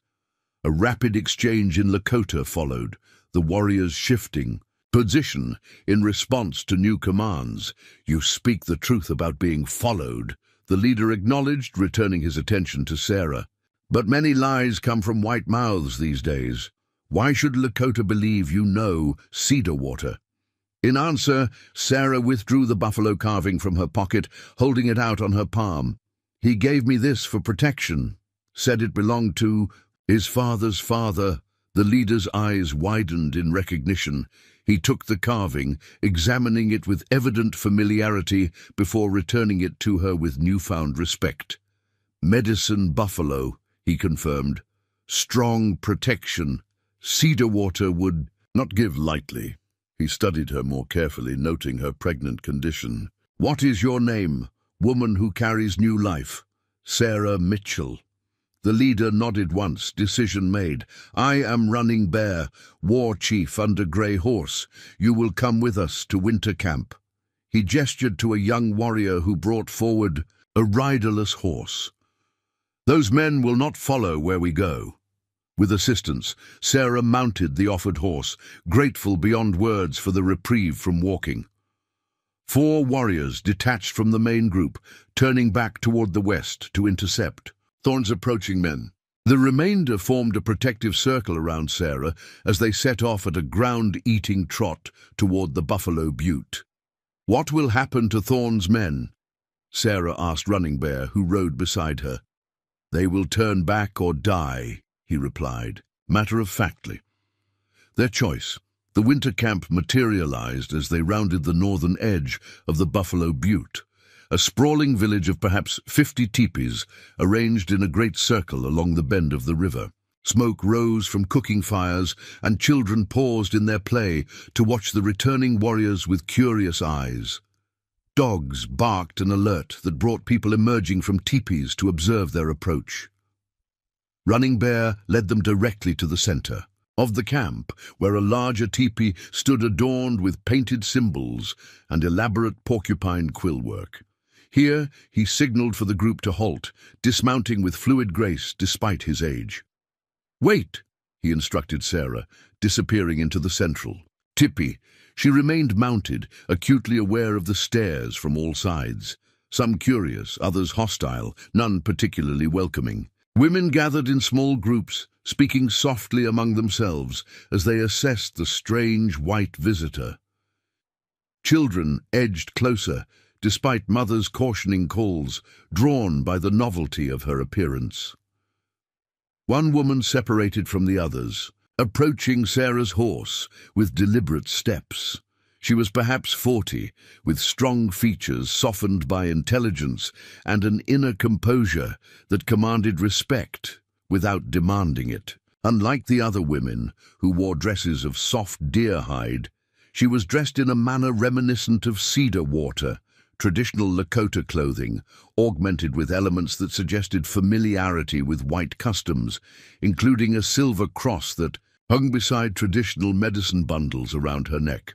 "I am Morning Star," she introduced herself, her English nearly as clear as Cedar Waters had been. "Sister to Wichasha Wakang." Her gaze moved to Sarah's pregnant belly, then back to her face. "You say my brother helped you?" "He saved my life," Sarah answered simply. "Multiple times. He was bringing me here to tell what I witnessed, a massacre blamed on your people but committed by white raiders." Morningstar's expression remained carefully controlled, though something flickered in her eyes at the mention of her brother's fate. "Where is he now?" Sarah repeated what she had told Running Bear, providing more details about the confrontation in the high meadow and what she had seen afterward. As she spoke, Running Bear emerged from the central teepee, accompanied by an elderly man, whose dignity and bearing immediately identified him as someone of great importance. Chief Greyhorse moved with the measured pace of advanced age, yet his eyes remained sharp and assessing as they settled on Sarah. He wore a magnificent headdress of eagle feathers that trailed nearly to the ground, and his face bore the deep lines of a life spent largely outdoors. Despite his evident age, he conveyed an aura of authority that commanded immediate respect. "Woman who comes with Cedar Water's blessing," he addressed her in heavily accented but understandable English. "Running Bear says you bring the truth about raiders who wear false faces." "Yes," Sarah confirmed, meeting his gaze directly. "I witnessed William Thorne's men massacre 17 settlers, including women and children. They wore feathers and paint to make it appear as if Lakota warriors were responsible." Greyhorse nodded, unsurprised by the confirmation of what his people had long suspected. "Many moons we know of this Thorne, who plays both sides against each other. The army won't listen. Indian agent writes reports that disappear in Washington." His weathered face hardened. "Now you bring news that Cedar Water, my people's greatest healer, is taken by this man." "I'm sorry," Sarah said, grief tightening her throat. "He sacrificed himself so I could bring the truth to you." The chief studied her for a long moment, his expression unreadable. "Truth is powerful medicine," he said finally. But something costly Morning Star took Sarah's horse's bridle, steadying the animal as the pregnant woman dismounted with awkward care. "You will rest in my lodge," she said, the invitation clearly an instruction rather than an offer.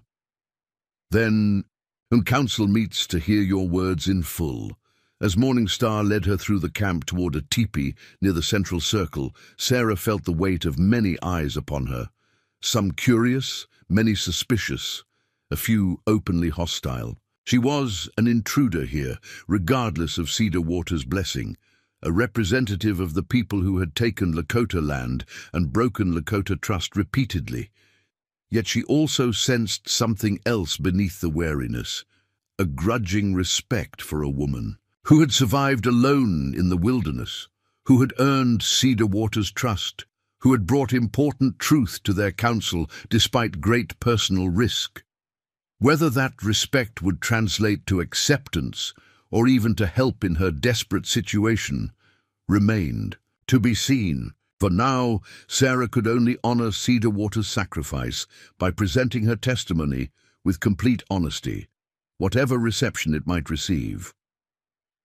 Morning Star paused before a well-maintained teepee decorated with painted symbols similar to those Sarah had seen in Cedar Water's medicine pouch. "This was my brother's lodge when he stayed in winter camp," she explained, holding the entrance flap open. "Now you rest here until the council calls." Sarah ducked through the low entrance, moving into a space that immediately evoked Cedar Water's presence, neat, orderly, with bundles of dried plants hanging from the lodge poles and small carved fetishes arranged around a central fire pit.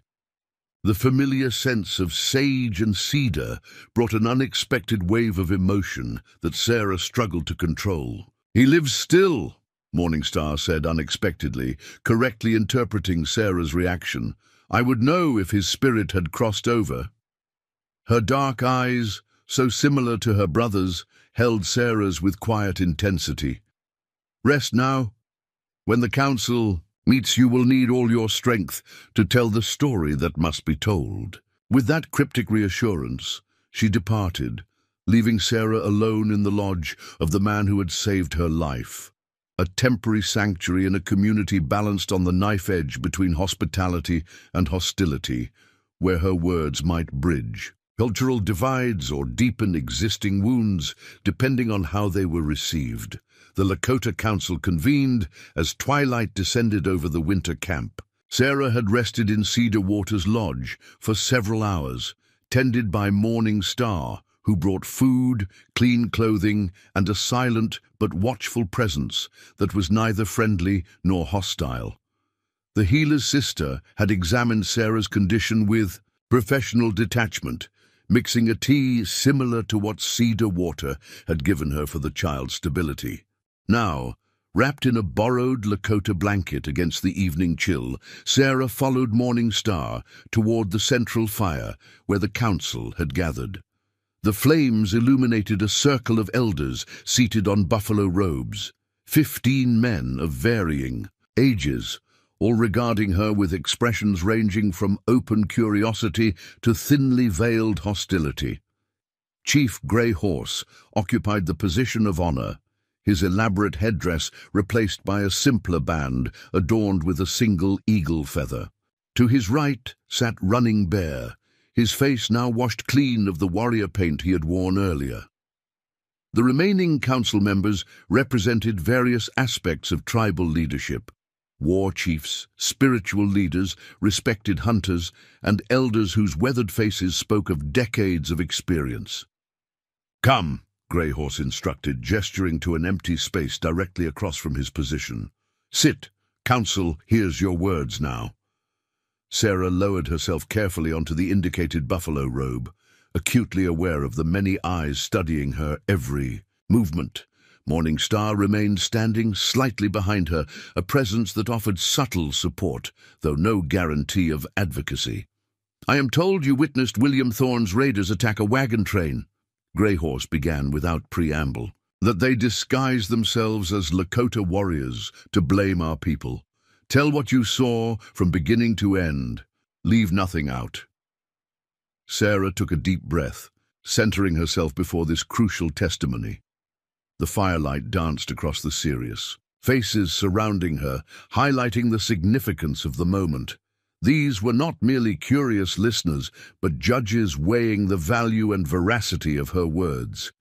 She began with the Collins wagon train, the 17 souls who had welcomed, a pregnant widow without many questions, the journey that had progressed without incident until that final morning. Her voice remained steady as she described the attack in detail, The methodical slaughter, her concealment in the tall grass, the clear view she'd had of the attackers as they removed native disguises once the killing was complete. They spoke. English among themselves, she emphasized. They used white men's curses, white men's names. One called another Jenkins. Their leader was addressed as Boss, and later as Thorn. They took only valuables, money, jewelry, weapons, left food and supplies behind.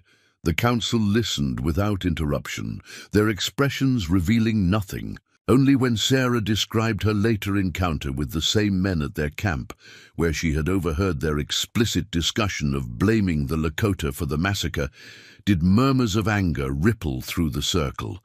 She continued chronologically, explaining her desperate flight, the approaching winter, the moment Cedar Water had found her half dead beside the fallen log. At the mention of the healer, several council members exchanged meaningful glances. Cedar Water tended my wounds, prevented my child from coming too early, Sarah explained, her voice softening with gratitude and grief. He said spirits guided him to find me, that I carried a truth important to both our peoples. She detailed their journey together, the skills Cedar Water had shared, his explanation of Thorn's strategy of inciting conflict between settlers and native tribes. When she reached the final confrontation in the high meadow, Sarah's voice threatened to break, but she forced herself to continue, describing Cedar Water's sacrifice, her own flight, what she had witnessed of his capture. He gave his freedom, perhaps his life, so that I could bring this testimony to you, she concluded, meeting Grey Horse's steady gaze. He believed the truth I carry could help end the bloodshed between our peoples. A profound silence settled over the council circle. As her words faded into the crackling of the fire, Grey Horse studied her face with penetrating intensity, searching for any sign of deception or embellishment. Finally, he turned to the council members, speaking rapidly in Lakota. A vigorous discussion ensued, with various elders contributing.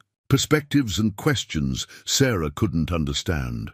Running Bear occasionally glanced her way during the debate, his expression thoughtful.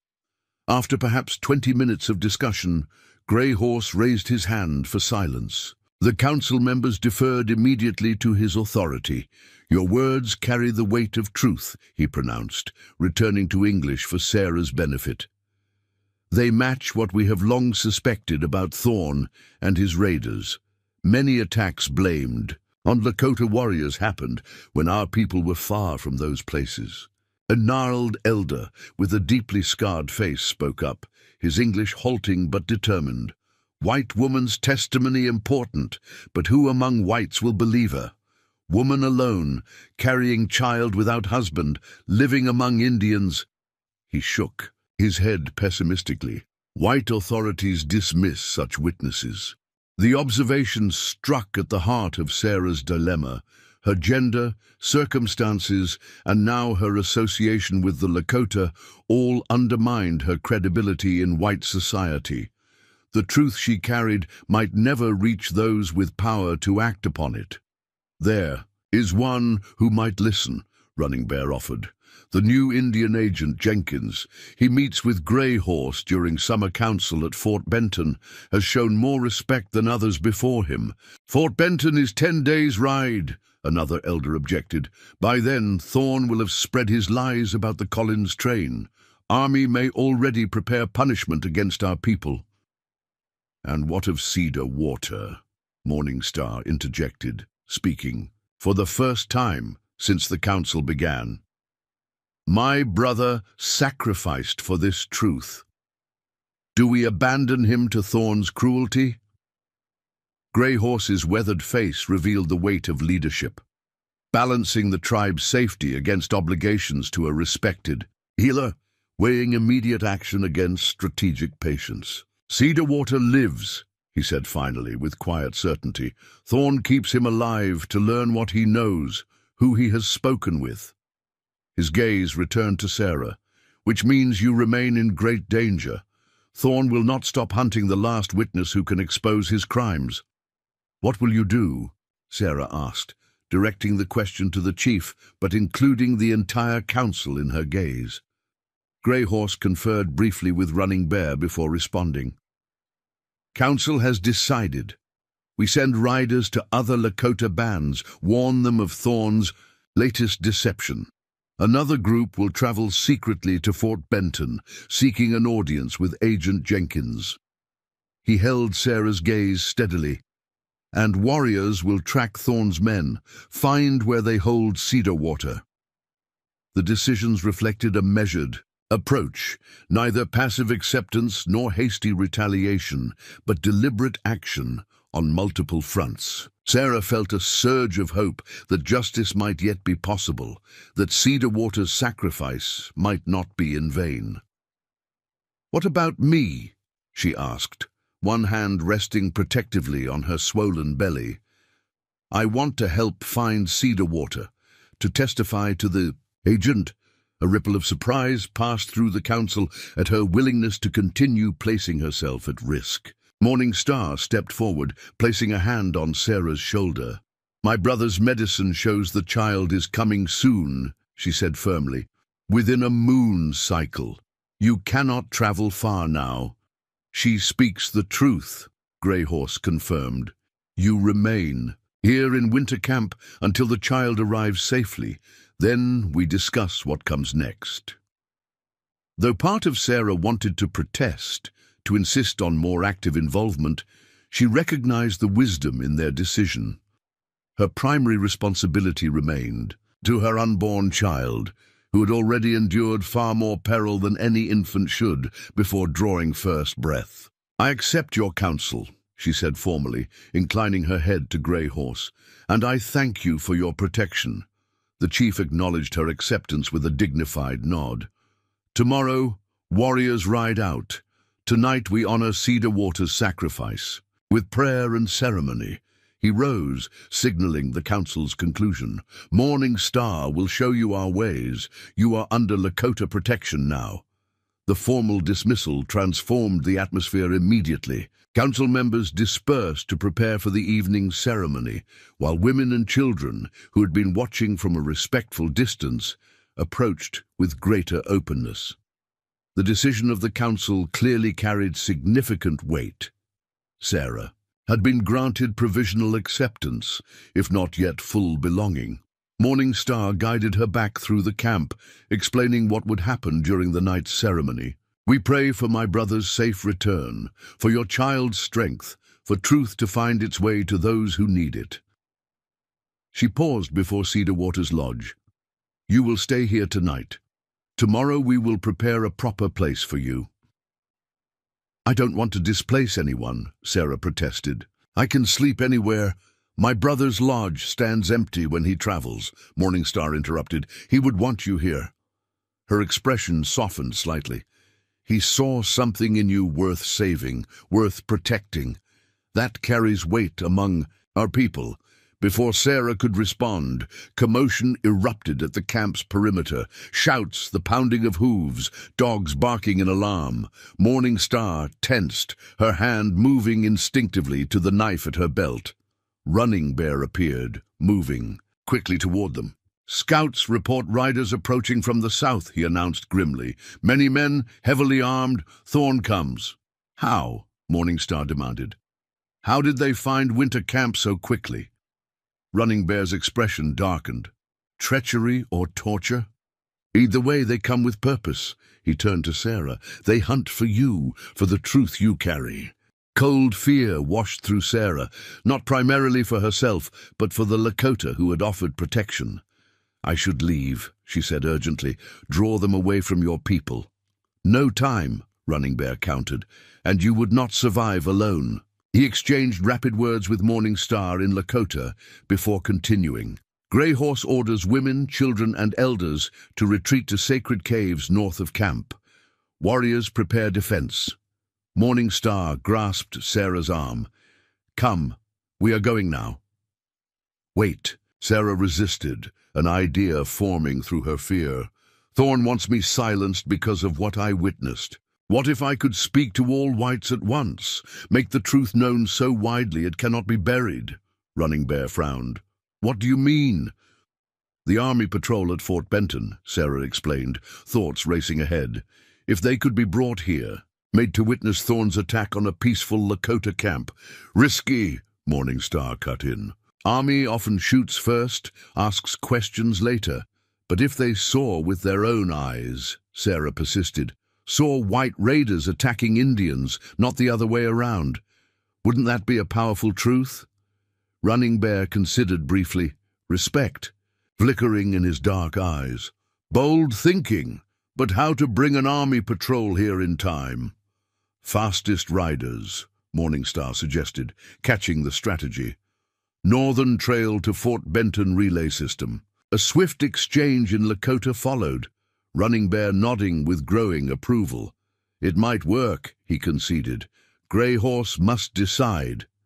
The chief, already directing defensive preparations, listened intently to Running Bear's explanation of Sarah's proposal. His aged face remained impassive, but his eyes revealed careful calculation of risks and potential benefits. Dangerous gamble, he said finally, but big stakes deserve bold play. He turned to a young warrior nearby. Swift antelope, take 3. Fastest riders, race to Fort Benton. Tell the army patrol that white raiders attack Lakota winter camp. Mention Collins' wagon train. Say the surviving witness is here. As the messengers departed at full gallop, Grey Horse returned his attention to Sarah. Now you go with women and children. Safe caves. No, Sarah said firmly, surprising herself with her own certainty. I stay. When Thorne arrives, he must see me. Know his secret dies with neither me nor Cedar Water. Too dangerous, Morningstar objected. Child. My child's future depends on ending this cycle of violence and blame, Sarah countered. I won't hide while others fight for the truth I carry. Grey Horse studied her with a new assessment in his gaze. Cedar Water chose well, he said finally. You have a warrior spirit in a woman's body. He nodded once. Decision made. You stay, but protected. No unnecessary risk. As twilight deepened into full darkness, the winter camp transformed from peaceful village to defensive position.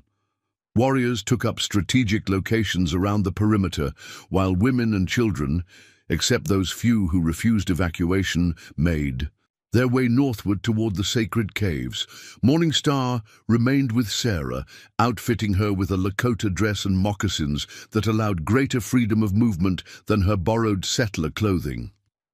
If fighting comes, she instructed, stay low, stay behind cover, not just for your sake. Her hand briefly touched Sarah's pregnant belly, the gesture surprisingly gentle from the otherwise stoic woman. From their position near the central lodge, they soon heard the approaching riders, at least 20 mounted men advancing without an attempt at stealth, confident in their superior numbers and firepower. Thorne clearly expected little resistance from what he likely assumed was an unprepared camp. Running Bear materialized beside them, his face painted for battle, bearing Cedar Water's medicine pouch. Found in Thorne's saddlebags, he explained, handing it to Morningstar. Brother lives. Scouts report he is held under guard at the rear of Thorne's group. Hope surged through Sarah at this confirmation. Can we free him? Warriors are already positioning for that purpose, Running Bear replied, with grim satisfaction. When the attack begins, a small group circles behind, takes Cedar Water while the main force is distracted. The strategy reflected the Lakota's intimate knowledge of the terrain and their skill at coordinated warfare, advantages Thorne likely underestimated due to the prevailing prejudices of white society. The first shots rang out moments later, Thorne's. Men firing indiscriminately into the camp from the southern approach. They were met with disciplined response from hidden Lakota warriors, whose accurate fire immediately unhorsed 2 of the attackers. From her sheltered position, Sarah caught glimpses of the battle unfolding. Thorne's men had expected to raid a sleeping camp. Instead, they faced prepared defenders who used the terrain to maximum advantage. Warriors fired from concealed positions, moved quickly to new locations, and gradually channeled the attackers into a natural depression where their horses became liabilities rather than assets. Through gaps in the defensive line, Sarah spotted a figure that matched Cedar Water's descriptions of William Thorne, tall, broad-shouldered, with a distinctive scar running from his left eye to his jaw. He shouted orders from horseback, visibly frustrated as his raid devolved into a chaotic firefight. The battle had raged for perhaps 20 minutes when a new sound cut through the gunfire, a bugle call, crisp and authoritative, followed by the rhythmic pounding of many hooves approaching from the north. The army patrol, Morningstar breathed, her expression caught between hope and apprehension. "They come!" The soldiers appeared silhouetted against the night sky atop the northern ridge, at least 30 mounted men in the unmistakable uniforms of the U.S. cavalry, led by an officer whose raised hand halted their advance as he surveyed the scene below. The gunfire faltered as both Thorne's raiders and the Lakota warriors registered the new development. In the momentary lull, Sarah made her decision. Despite Morningstar's attempt to restrain her, she moved forward into the open space between defensive positions, clearly visible to both the raiders and the newly arrived soldiers. "Captain," she called to the officer, her voice carrying across the battlefield with surprising strength. "I am Sarah Mitchell, survivor of the Collins Wagon train massacre. These men," she pointed toward Thorne and his raiders, "murdered 17 settlers and blamed the Lakota. They've attacked this peaceful camp to silence me." Her bold declaration created a moment of profound confusion. The cavalry officer signaled his men to maintain position as he tried to make sense of the unexpected situation. A white woman, visibly pregnant, defending a Lakota camp against white attackers. Thorne recovered quickly, shouting his counter-narrative. "She's delusional. Been held captive for weeks. These savages attacked the Collins train, took her prisoner." "Then why are you shooting into their camp?" Sarah challenged, her voice ringing with righteous anger. "Why not approach the army for help? Why murder Malcolm Fisher to prevent him from helping me escape?" The mention of Fisher's name caused visible reaction among the soldiers. The old trapper had been known and respected at Fort Benton. The standoff might have continued in deadly uncertainty if not for a new development at the rear of Thorne's position. Shouts and a brief exchange of gunfire announced the success of Running Bear's extraction team. Moments later, Cedar Water was brought forward, supported between two warriors. Though battered and weak from evident mistreatment, he was unmistakably alive. His appearance transformed the dynamic completely. Here was physical proof of Thorne's deception, a prisoner taken not by Lakota from settlers, but by raiders from a peaceful camp. "That man," Cedar Water said, pointing a trembling finger toward Thorne, "leads attacks on both white settlements and Lakota camps, creates war between peoples for his profit." Though weakened, his clear English and dignified bearing commanded attention. Sarah Mitchell witnessed his massacre of Collins Wagon train. "I found her after helping her bring the truth to my people." The cavalry officer spurred his horse forward, followed by two subordinates.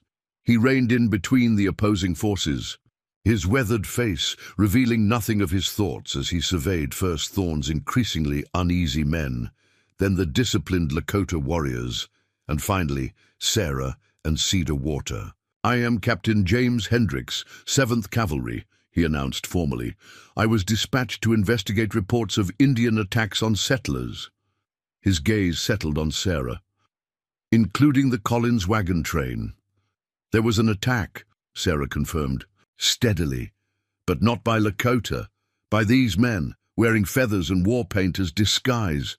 I watched them kill women and children, then laugh about blaming savages for their work." Hendricks turned to Cedar Water. "You are known to us, medicine man. Indian Agent Jenkins speaks highly of your honesty." Cedar Water acknowledged this with a slight nod, wincing at the movement. Truth stands before you, Captain. Raiders attack. Lakota camp to silence witnesses. Your arrival prevents complete success. The captain's focus shifted to Thorn, whose men had begun to edge their horses backward, sensing the changing tide. William Thorn, Hendricks said, recognition clear in his voice, former army scout, discharged under suspicion of theft and insubordination.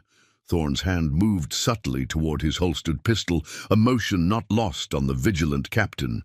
"I wouldn't," Hendricks advised coldly. "My men have you well covered." The next moments unfolded with military efficiency. Hendricks ordered his soldiers to disarm and detain Thorn's raiders, who surrendered with varying degrees of resistance. Thorn himself required forceful restraint, his face contorted with thwarted rage as he was bound and placed under guard. As the immediate danger subsided, Sarah felt the accumulated tension of the past weeks catching up with her all at once. She swayed slightly, steadied by Morningstar's strong hand at her elbow. "Sit now," the healer commanded gently. "Excitement is not good for a child." Cedarwater limped toward them, his face bruised but his eyes brightening at the reunion. "Sarah Mitchell," he greeted her formally. "You carried the truth well, brought it where needed most." "You're alive," she responded, relief washing through her in overwhelming waves. "I feared. Thorn kept me alive for questioning," Cedarwater explained, lowering himself carefully beside her. "Wanted to know who else knew of his raids, where you had gone." A hint of his former slight smile touched his lips. "I told him spirits hid you from his sight. Was not entirely untrue." Captain Hendricks approached, removing his hat respectfully. "Mom, I'll need a full statement from you about the Collins massacre. From both of you," he added, including Cedarwater in his gaze. "There will be an official investigation now." "Will the army believe a woman's testimony?" Sarah asked directly. "A woman who lived among the Lakota." Hendricks considered her question seriously. "Ordinarily, I'd say the odds were against it. But circumstances speak loudly here. Thorn attacks a peaceful camp, the Lakota's restraint in defense rather than aggression." He glanced toward Greyhorse, who was conferring with Running Bear nearby. "And I've had my suspicions about these so-called Indian raids for some time. Too convenient, too precisely timed to inflame tensions whenever peace seems possible." The captain's frank assessment suggested a man more thoughtful than the typical frontier military officer, someone who might actually ensure justice was served, rather than merely going through procedural motions. "There's one more matter requiring immediate attention," Hendricks continued, his tone softening as he glanced at Sarah's condition. "You appear to be nearing your time, Mrs. Mitchell. I can arrange transport to Fort Benton, where we have a doctor." "And proper facilities?" "No," Sarah interrupted firmly. "My child will be born here, among the people who saved both our lives." She looked at Cedarwater and Morningstar. "If they'll permit it." Morningstar answered for both of them, her usually stern features warming with unexpected acceptance. "The child carries two worlds within. Right that it should be born in the space between, with healers from both traditions attending." Cedarwater nodded agreement, reaching into his recovered medicine pouch to produce the carved buffalo. "Medicine buffalo protected, Mother," he said, placing it once more in Sarah's palm. "Now, watch over the child's arrival, too." As dawn broke, over the Montana wilderness, illuminating the aftermath of the night's confrontation, Sarah Mitchell found herself in a position she could never have imagined when fleeing Boston's scandalized whispers months earlier. She sat among the Lakota, a witness whose truth had been heard, a woman whose courage had been recognized, an expectant mother whose child would be born into a world where perhaps, just perhaps, the cycle of violence and retribution might be interrupted by the power of testimony freely given and honestly received. The future remains uncertain. Thorne would face military justice, but the deeper prejudices that had enabled his strategy of division would not disappear overnight. The Lakota winter camp had survived this threat, but others would inevitably follow as white settlement continued. Its relentless expansion. Yet as Cedar Water had taught her during their journey through the wilderness, each truth matters in a time of many lies. Her truth, his truth, the shared truth of what had transpired, all formed medicine powerful enough to heal at least some of the wounds between their peoples. Sarah rested her hand on her belly, feeling the child move beneath her palm. This new life, conceived in shame but carried through extraordinary circumstances to this moment of possibility, would enter a complex world of conflicting cultures and competing narratives. But it would also carry the legacy of Cedar Water's wisdom, of the Lakota's protection, of its mother's transformation from frightened widow to determined survivor. "Two worlds," she murmured, echoing Morningstar's words. "Not divided but connected." Cedar Water nodded, understanding her meaning perfectly. "The strongest medicine," he agreed softly. "Bridges, not walls." As the sun climbed higher, bathing the winter camp in golden light that promised healing and new beginnings, Sarah Mitchell closed her fingers around the buffalo carving and prepared for the next chapter of her unexpected journey, one that would begin, appropriately enough, with birth amid a people who had taught her the true meaning of survival. Up next, you got two more standout stories right on your screen. If this one hits the mark, you won't want to pass these up. Just click and check them out. And don't forget to subscribe and turn on the notification bell so you don't miss any upload from us.